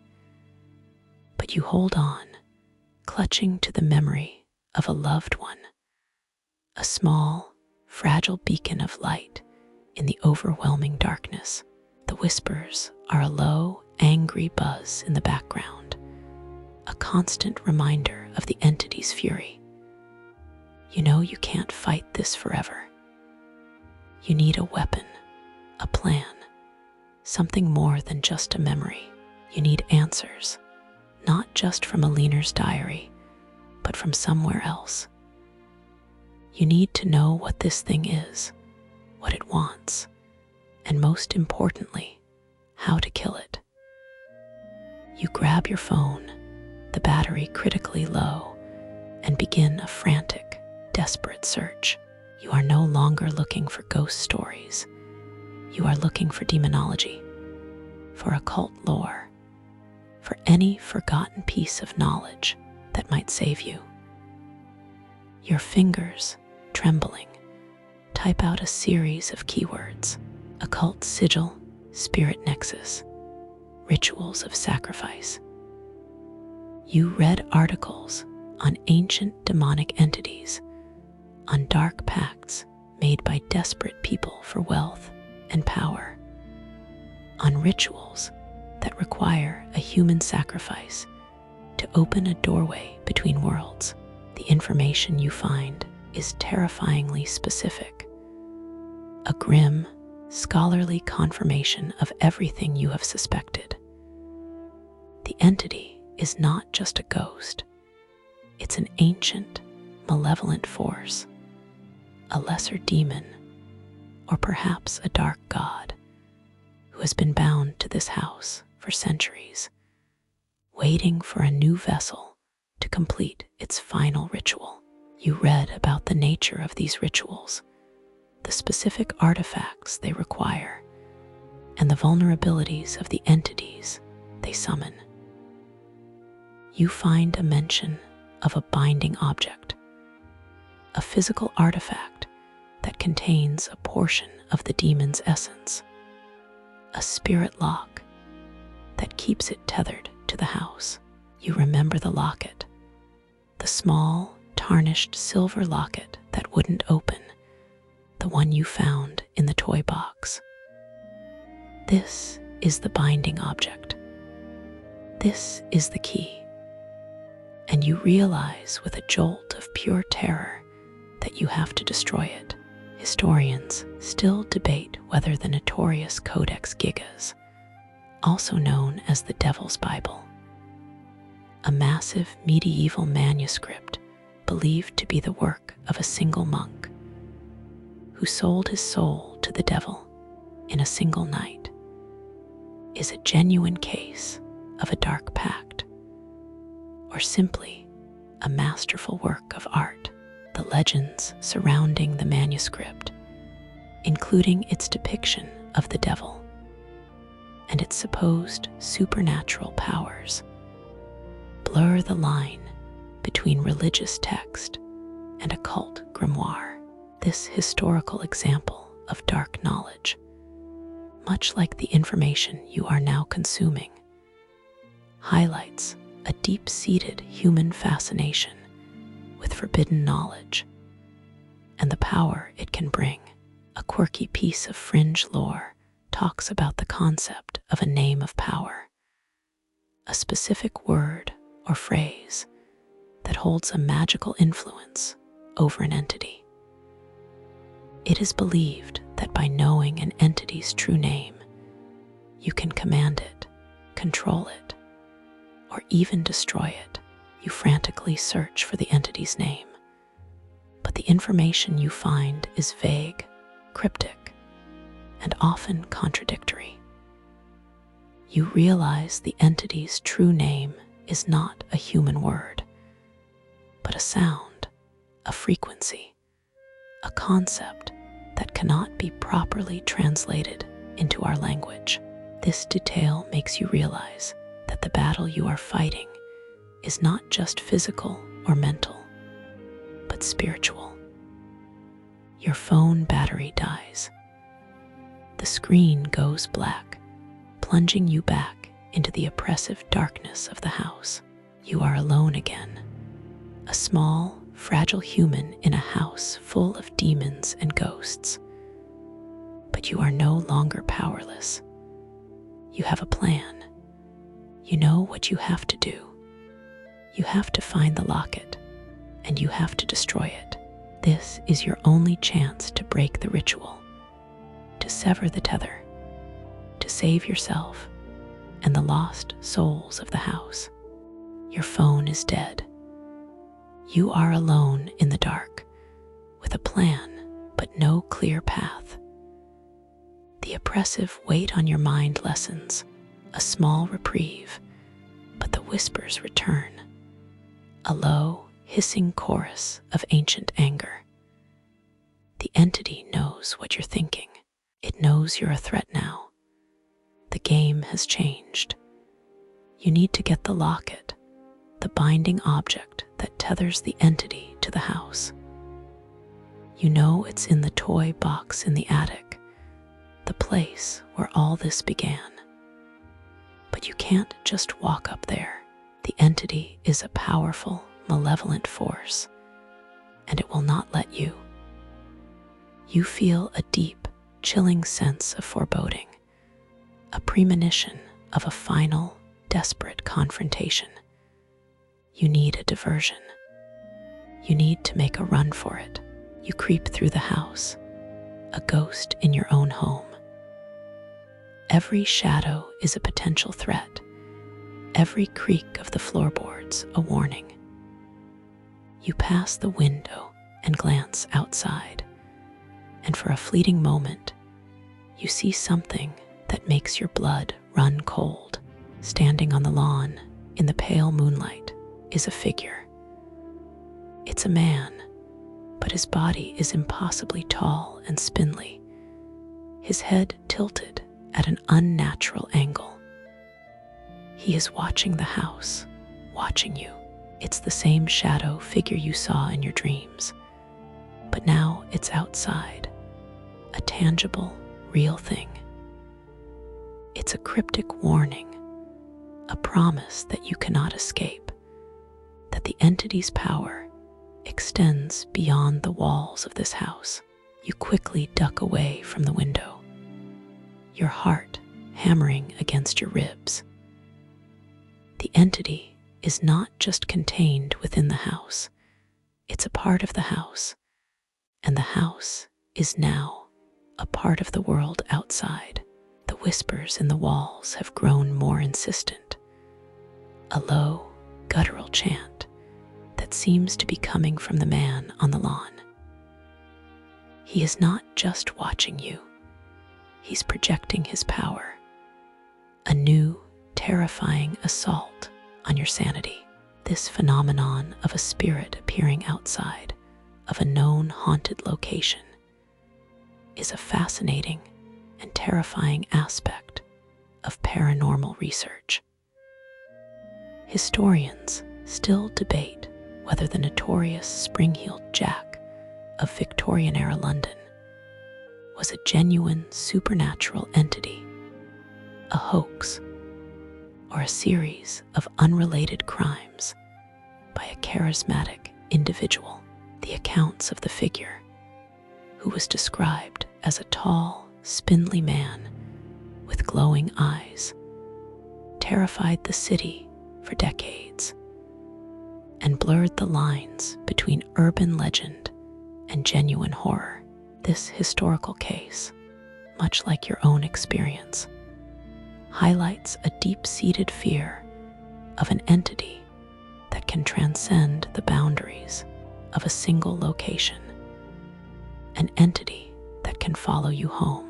A quirky piece of fringe lore talks about the concept of a spiritual boundary, a line that a spirit or demon cannot cross without a ritual or a human's permission. It is believed that by drawing a circle of salt or using a specific prayer, a person can create a temporary boundary that will protect them from an entity. This tidbit fits all too well with what you're experiencing. The man on the lawn, the entity's physical manifestation, is a sign that the boundaries of this house have been breached, that the entity is no longer confined. You have to fight it on its own ground, inside the house, and you have to win. You are no longer fighting just for your sanity or your life. You are fighting for the world outside. The entity wants to use this house as a gateway to our world. And if you fail, if you let it out, the terror you are experiencing will spread beyond the walls of this house, beyond the city, beyond the country. You are the last line of defense. You are the last thing standing between a forgotten, ancient evil and the rest of the world. The man on the lawn, The entity's physical manifestation is a terrifying promise of what's to come. You know you don't have much time. The whispers from the walls are now a full-throated roar, a chorus of ancient rage that assaults your senses. The air is thick with a humming, charged energy, and the house itself seems to groan and tremble under the strain. The poltergeist activity, once a series of small, unsettling pranks, has now become a violent, direct attack. A painting on the wall in the hallway crashes to the floor, the glass shattering with a deafening crack. A chair in the living room slides across the floor, its legs scraping against the wood. A chilling, purposeful sound. The kitchen cabinets slam open and shut, their contents clattering and breaking. The house is alive, a hurricane of supernatural fury. You run through the chaos, dodging flying objects and falling debris, your heart a frantic drum against your ribs. The house is trying to kill you. It's no longer a game, it's a full-on war. You feel a sudden, sharp pain on the back of your head, as if you've been hit by something. You stumble, your head swimming, and see a small metal candlestick lying on the floor behind you. You were not just hit, you were attacked. The entity is now a physical force, a malevolent being that can reach out and touch you, that can cause you harm. You manage to get to the stairs, your only path to the attic, and begin your ascent. The stairs, once a source of comfort, are now a treacherous obstacle course. A loose board swings out, and you nearly fall. You feel a cold, unseen hand push you, a force so powerful it nearly sends you tumbling back down. You grab onto the railing, your knuckles white, your body trembling, and you fight your way up, step by agonizing step, towards the attic, towards the source of this nightmare. This escalation of supernatural activity, from subtle whispers to violent poltergeist attacks, is a well-documented aspect of historical hauntings. Historians still debate whether the notorious Amityville horror of the 1970s, a case that involved flying objects, disembodied voices, and a general sense of malevolence, was a genuine case of demonic possession or an elaborate hoax. The family at the center of the story claimed to be tormented by a powerful, unseen force that drove them from their home, much like the force now attempting to drive you from yours. This historical account blurs the line between a genuine haunting and a profound case of psychological distress, leaving us with a chilling question. Is the house trying to kill you, or is your mind?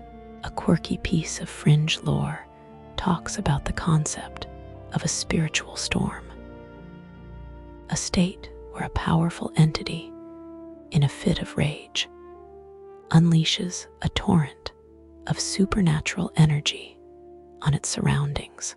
It is believed that during a spiritual storm, the entity can bend the laws of physics, causing objects to fly, temperatures to drop, and people to be physically harmed. This tidbit fits all too well with what you're experiencing. The house is not just a stage for a haunting, it's a war zone, and you are trapped in the middle of a spiritual storm. You finally reach the top of the stairs, your body bruised, your head throbbing, and you feel a profound sense of relief. You're almost there. But as you open the attic door, you see it. The toy box, the source of all this horror, is gone. The attic is empty, a dusty, silent space, a vacuum of all supernatural energy. The entity, in its final, terrifying act, has taken its binding object, its key, and it is waiting for you somewhere else. The attic is empty. The toy box is gone. The silence that fills the space is a new kind of terror, a profound vacuum where the entity's presence once hummed. It's a silence that screams of a trap, a promise that the game has entered its final, most dangerous phase. The binding object, the locket, is no longer in the attic. The entity has taken it, a new weapon in its war against you. You descend the stairs, the chaos of the house having subsided into a low, menacing quiet. The shattered glass and broken furniture are a grim reminder of the violence that just transpired. The house is a battlefield, and you are a lone soldier, your only weapon the knowledge from Aline's diary. You know what the entity wants. It wants to use the locket and your body to complete its ritual. It wants to open the gateway to let its master through. You retrace your steps, your mind a frantic blur, searching for any sign of the toy box. You know it has to be somewhere significant, somewhere ritualistic. You think of Aline's diary, her scribbles about a second basement, a place so ancient it predates the house itself. You think of the locked room, the sigil on the floor. You realize with a sickening jolt that the toy box is there, in the antechamber to the gateway, a final, horrifying offering for the ritual. You go back to the locked room, the air thick with a cold, malevolent energy. You open the door, and the sight that greets you is a confirmation of your worst fears. In the center of the room, on the dark stain where the child died, the toy box is open. The misshapen toys, the puppet with the twisted grin, the rag doll with the button eyes, are arranged in a grotesque circle. And in the center of the circle, on the humming sigil, the tarnished silver locket lies open. The locket, once sealed shut, is now open, its contents a tiny, ancient, dried-out piece of parchment with a symbol drawn on it in what looks like blood. It's the same symbol as the sigil on the floor, a dark, pulsing core of malevolent energy. The entity is here, its presence a cold, crushing weight that makes it impossible to breathe. The whispers have returned, but they are no longer just whispers. They are a chorus of ancient, guttural chants, coming from everywhere at once, a torrent of sound that threatens to shatter your sanity. This discovery of a ritual site within a seemingly normal house is a classic trope in occult history and a staple of horror. Historians still debate whether the notorious demon house of Gary, Indiana, was truly a portal to the underworld, as claimed by the family and local police, or if it was simply a place of immense psychological distress.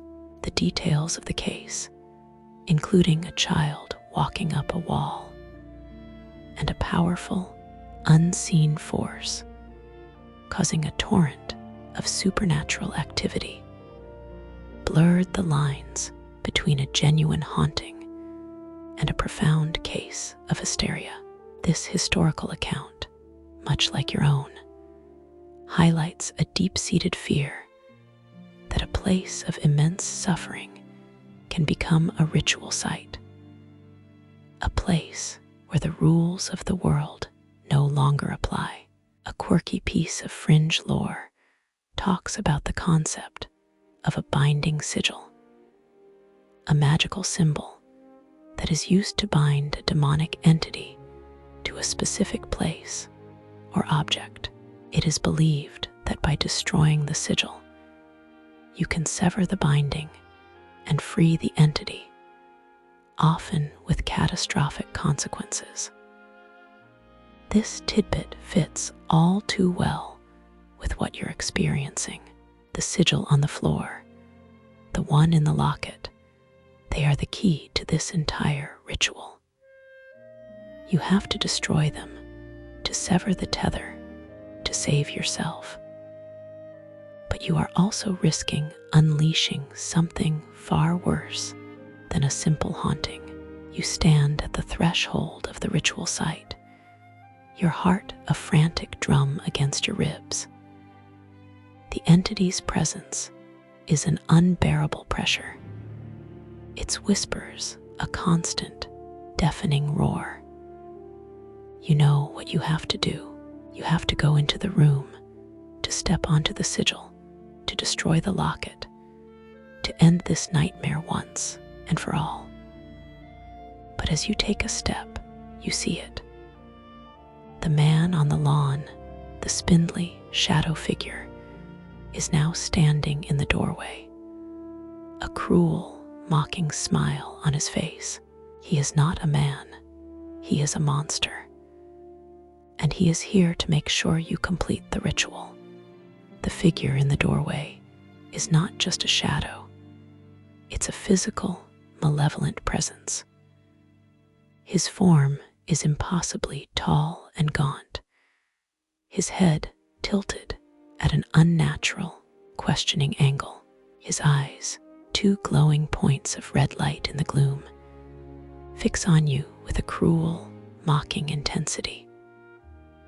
The whispers from the walls are now a single, unified voice coming from him, a low, guttural growl that sends a jolt of pure terror through you. The ritual must be completed, he hisses, his voice a sound of dry leaves skittering across pavement. You will be the final piece. You are a small, fragile human, and he is a monster, a gatekeeper for an ancient evil. You know you can't fight him. You can't run from him. Your only path to survival, your only hope of ending this nightmare, is to go through him.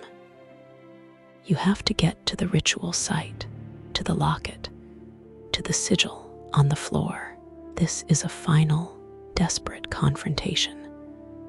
A battle not just for your life, but for the world outside. You take a shaky step forward, your hands raised in a pathetic attempt to ward off the evil you see in front of you. The figure doesn't move. He just stands there, a physical barrier between you and your only hope of survival. The humming of the sigil on the floor intensifies, a rhythmic, agonizing pulse that seems to be calling to you, pulling you forward. The entity is using its power, its magic, to lure you, to make you a willing participant in your own demise. You remember the psychic lock, the memory of a loved one that you used to protect your mind. You focus on it now, on a pure, simple memory of love and light. The oppressive pressure on your mind lessens. The whispers become a distant echo. The figure in the doorway, your tormentor, seems to recoil for a moment, as if your light is a physical blow. He growls, a sound of frustration and rage, and lunges for you, his long, spindly fingers reaching out to grab you. You dive to the side, a frantic, animalistic motion, and he misses you by inches. His fingers scrape against the wall, leaving a deep gouge in the plaster. You don't have time to be afraid. You run past him, a blur of motion, towards the open toy box, towards the humming sigil on the floor. The figure behind you is a torrent of pure rage, a monster that has been waiting for centuries, and you, a small, fragile human, have just defied it. Historians still debate whether the notorious ghost of Borley Rectory, a house dubbed the most haunted in England, was a genuine supernatural entity or a series of hoaxes and misinterpretations. The accounts from the time, including poltergeist activity, disembodied voices, and a ghostly nun, were so pervasive that they blurred the lines between a genuine haunting and a manufactured legend. The existence of a ghost hunter's final showdown, a ritualistic confrontation with the spirit, has become a staple of occult history, and a chilling reminder of the lengths people will go to in order to end a haunting, much like the one you are now in the middle of. A quirky piece of fringe lore talks about the concept of a spiritual weakness, a vulnerability that a demon or spirit has that can be exploited by a human. It is believed that by focusing on a pure, simple emotion, an emotion that the entity cannot comprehend, a human can cause it pain or even destroy it. This tidbit fits all too well with what you are experiencing. The entity, a being of pure rage and malevolence, cannot understand love. It cannot understand light. It is a creature of the darkness, and you are its undoing. You reach the ritual site, your body trembling, your mind a frantic blur. The figure behind you is a low, angry hum, a constant, menacing presence. You look down at the open locket, at the humming sigil on the parchment inside, and you know what you have to do. You have to destroy it. This is your final chance. This is the end of the line. The figure behind you is a torrent of pure rage, a physical manifestation of the entity's fury at your defiance. You stand over the open toy box, your heart a frantic drum, the humming of the sigil on the floor a low, insistent pulse. You look down at the locket, the binding object, its tiny parchment sigil a pulsing core of malevolent energy. You know what you have to do. You have to destroy it. You reach for the locket, your hand trembling. The figure behind you screams, a sound of ancient rage and frustration that vibrates the very foundation of the house. You feel a cold, unseen force grab your arm, a physical pressure that makes you gasp in pain. The entity is not going to let you go. It is not going to let you end this. It wants the ritual completed.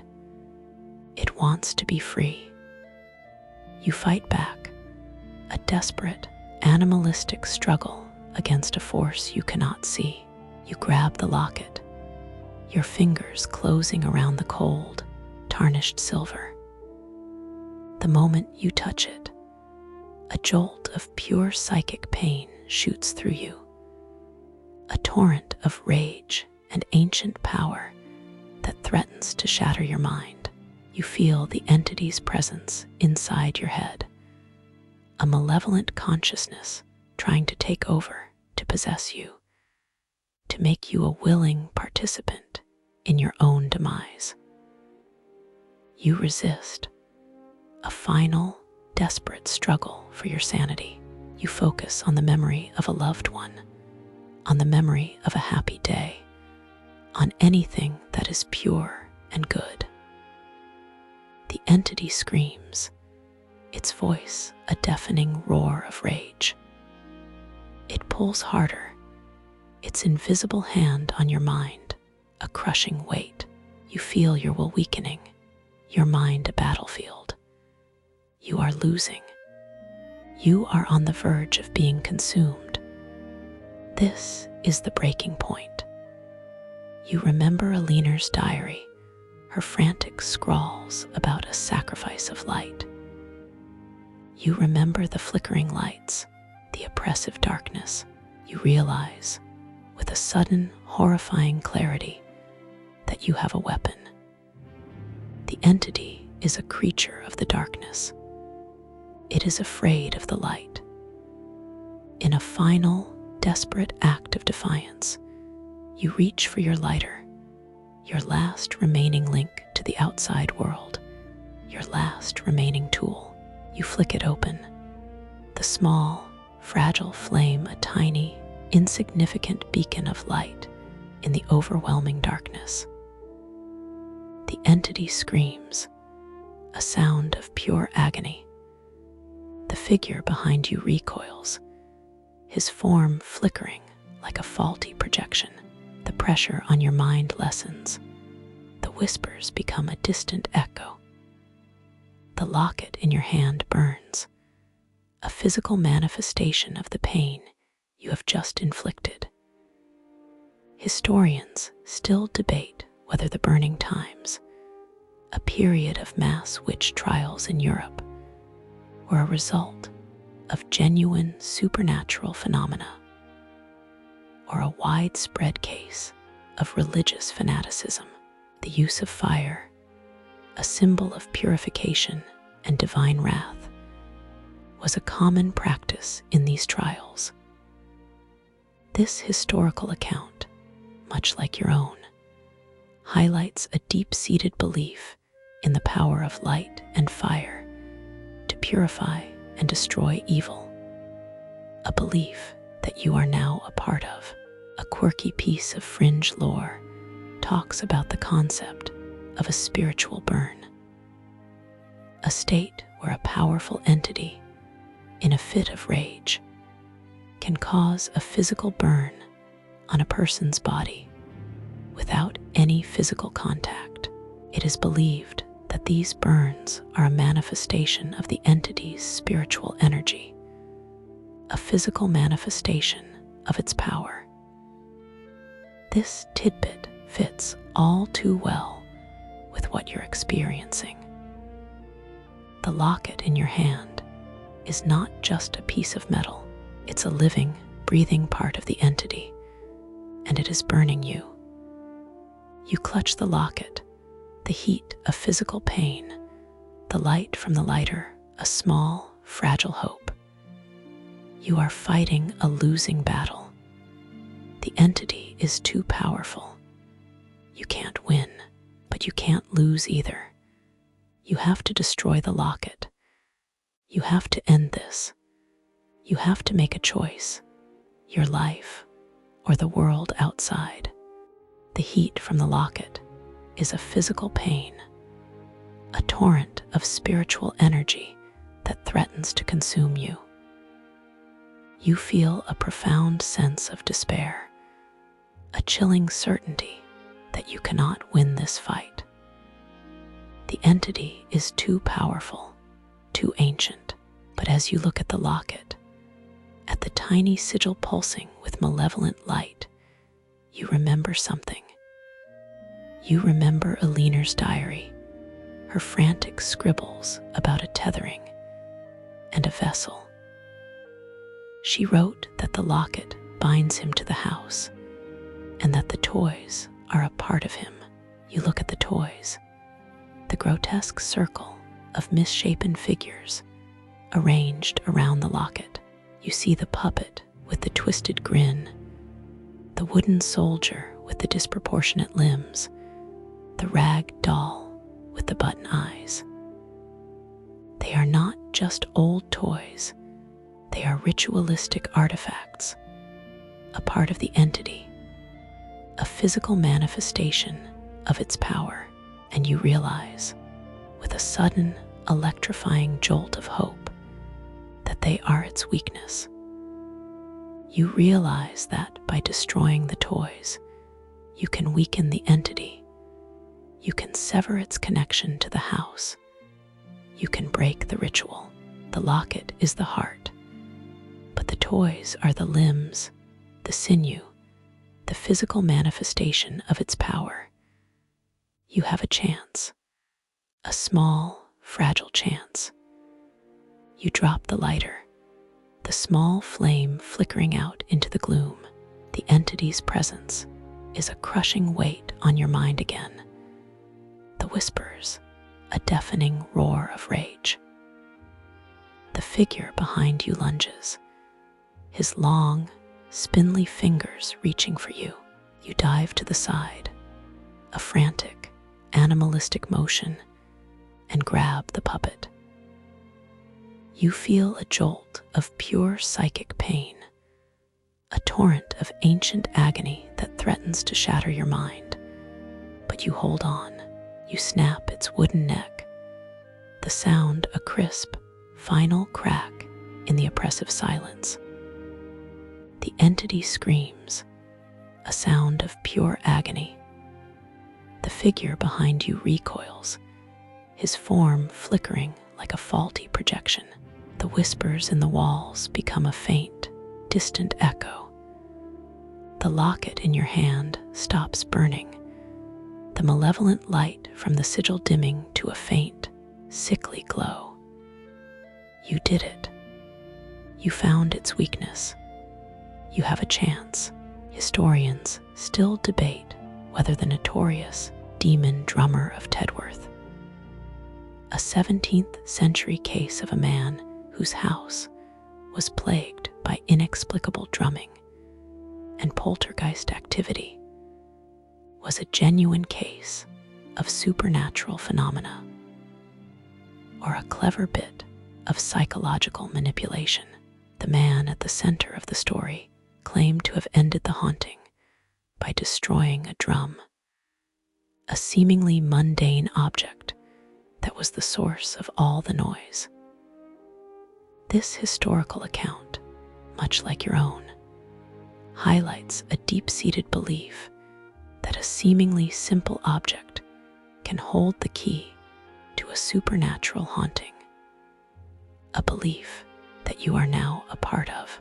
A quirky piece of fringe lore talks about the concept of a sympathetic voodoo, a specific kind of sympathetic magic where an object that is a part of an entity can be used to cause it pain.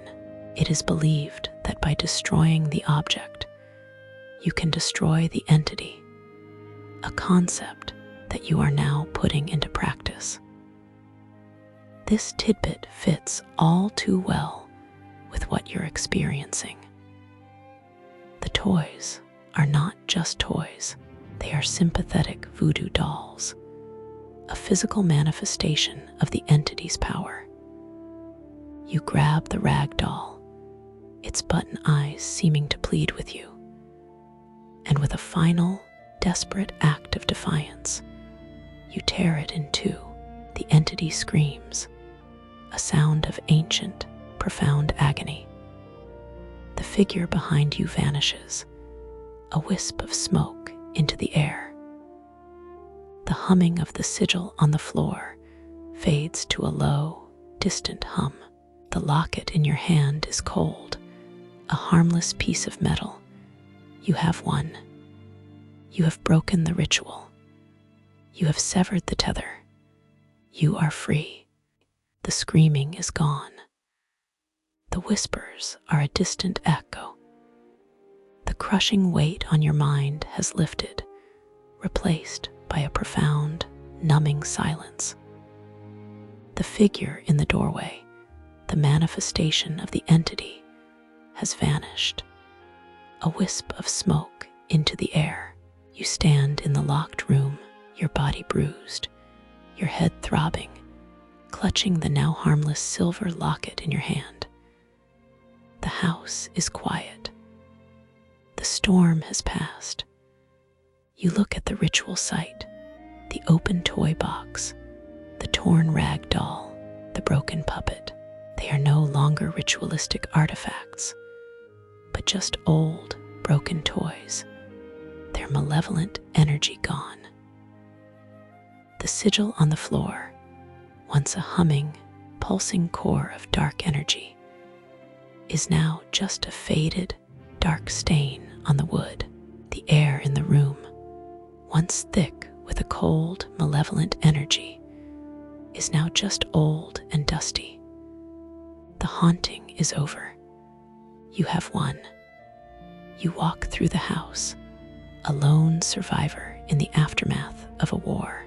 The shattered glass in the hallway is a grim reminder of the violence that just transpired. The broken chair in the living room, the open cabinets in the kitchen, they are all testaments to the power of the entity you just defeated. The house is a mess, a physical manifestation of the supernatural chaos you just endured. But it's your mess, and you are here to clean it up. You go back to the attic, to the source of all this horror. The space, once a place of oppressive dread, is now just a dusty, old attic. The air is still.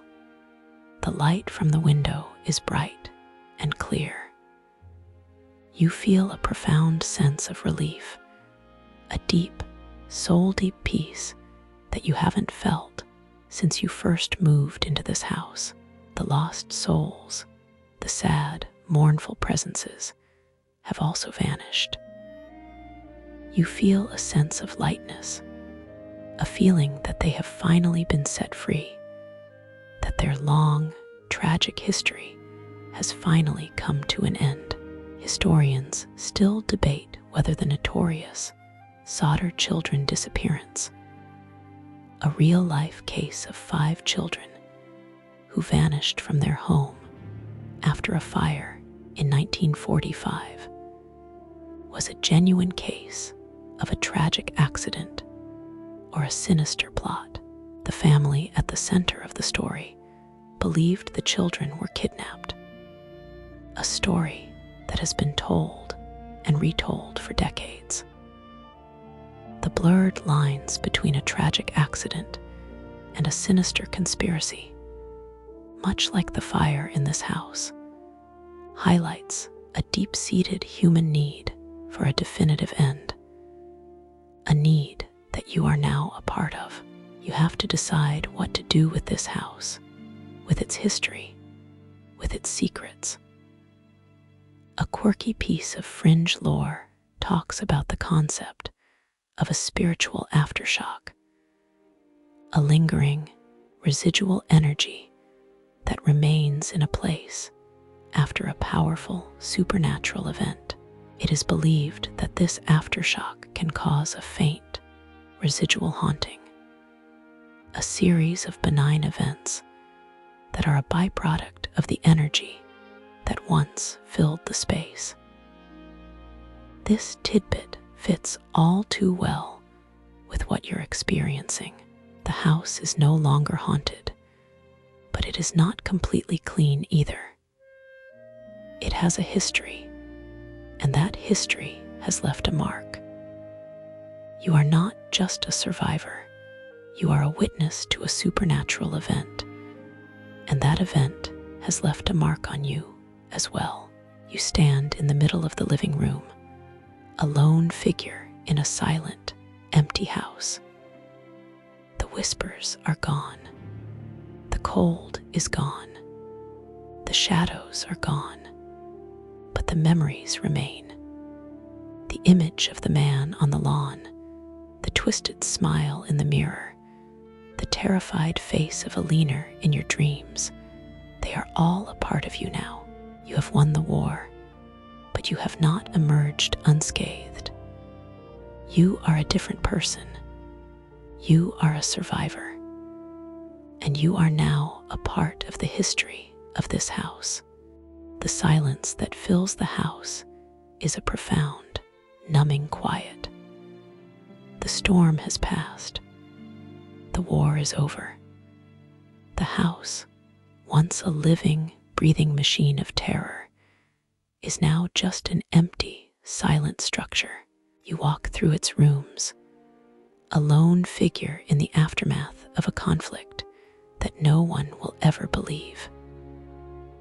The shattered glass, the broken furniture, the gouges in the walls, they are all a grim testament to the battle you just fought.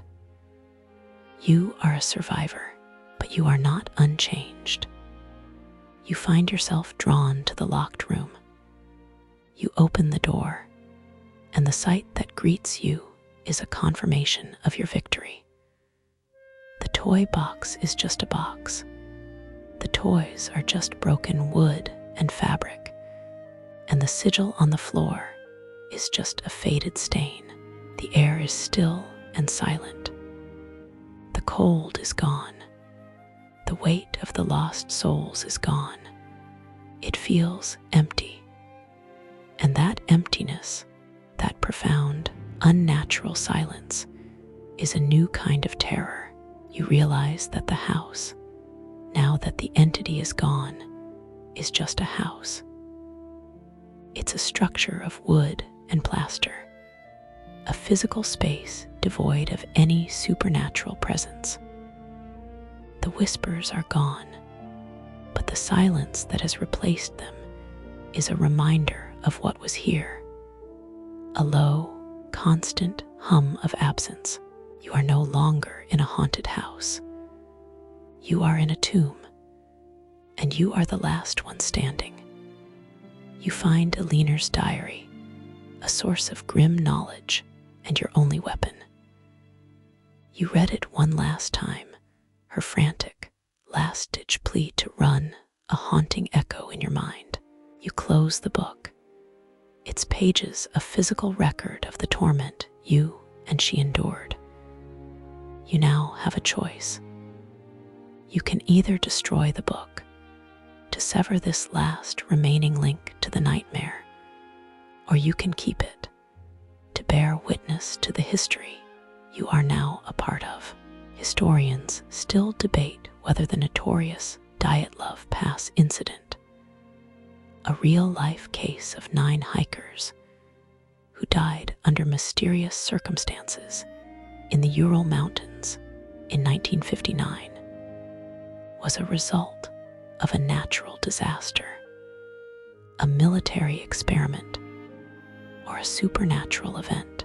The details of the case, including the inexplicable injuries on the bodies and the apathetic search dogs, have blurred the line between a tragic accident and a supernatural mystery. This historical account, much like your own, highlights a deep-seated fear of the unknown, a fear that some mysteries are just not meant to be solved, and some things are better left alone. A quirky piece of fringe lore talks about the concept of a spiritual vacuum, a state that is created when a powerful entity is exorcised from a place.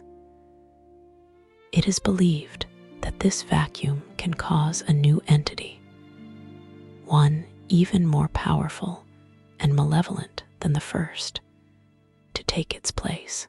It's a terrifying tidbit, a warning that you have not just ended a nightmare, but you have created a new one, a void that is waiting to be filled. The house is silent, but its silence is a promise of something far worse to come. You stand in the middle of the locked room, the small silver locket a cold, dead weight in your hand. You have won the battle, but you have not won the war. The house is empty, but its emptiness is a new kind of terror. You are a different person. You are a survivor. And you are now a part of the history of this house, a history that has just begun. The moon is a cold, pale eye in the sky. The house is silent now. No whispers, no creaks, no shuffling feet in the dark, just the sound of your own heart, a slow, fading drumbeat in the oppressive silence. You're safe now. The thing is gone. The door is closed. The house is just a house. But as you lie in bed, you can't shake the feeling that the floorboards are holding their breath. The shadows in the corners of the room are just shadows, but they seem a little deeper, a little darker than before. It's just your imagination. You're safe. But the silence feels so much colder than the whispers ever did. It feels like a promise that something is waiting for the silence to break. Sweet dreams.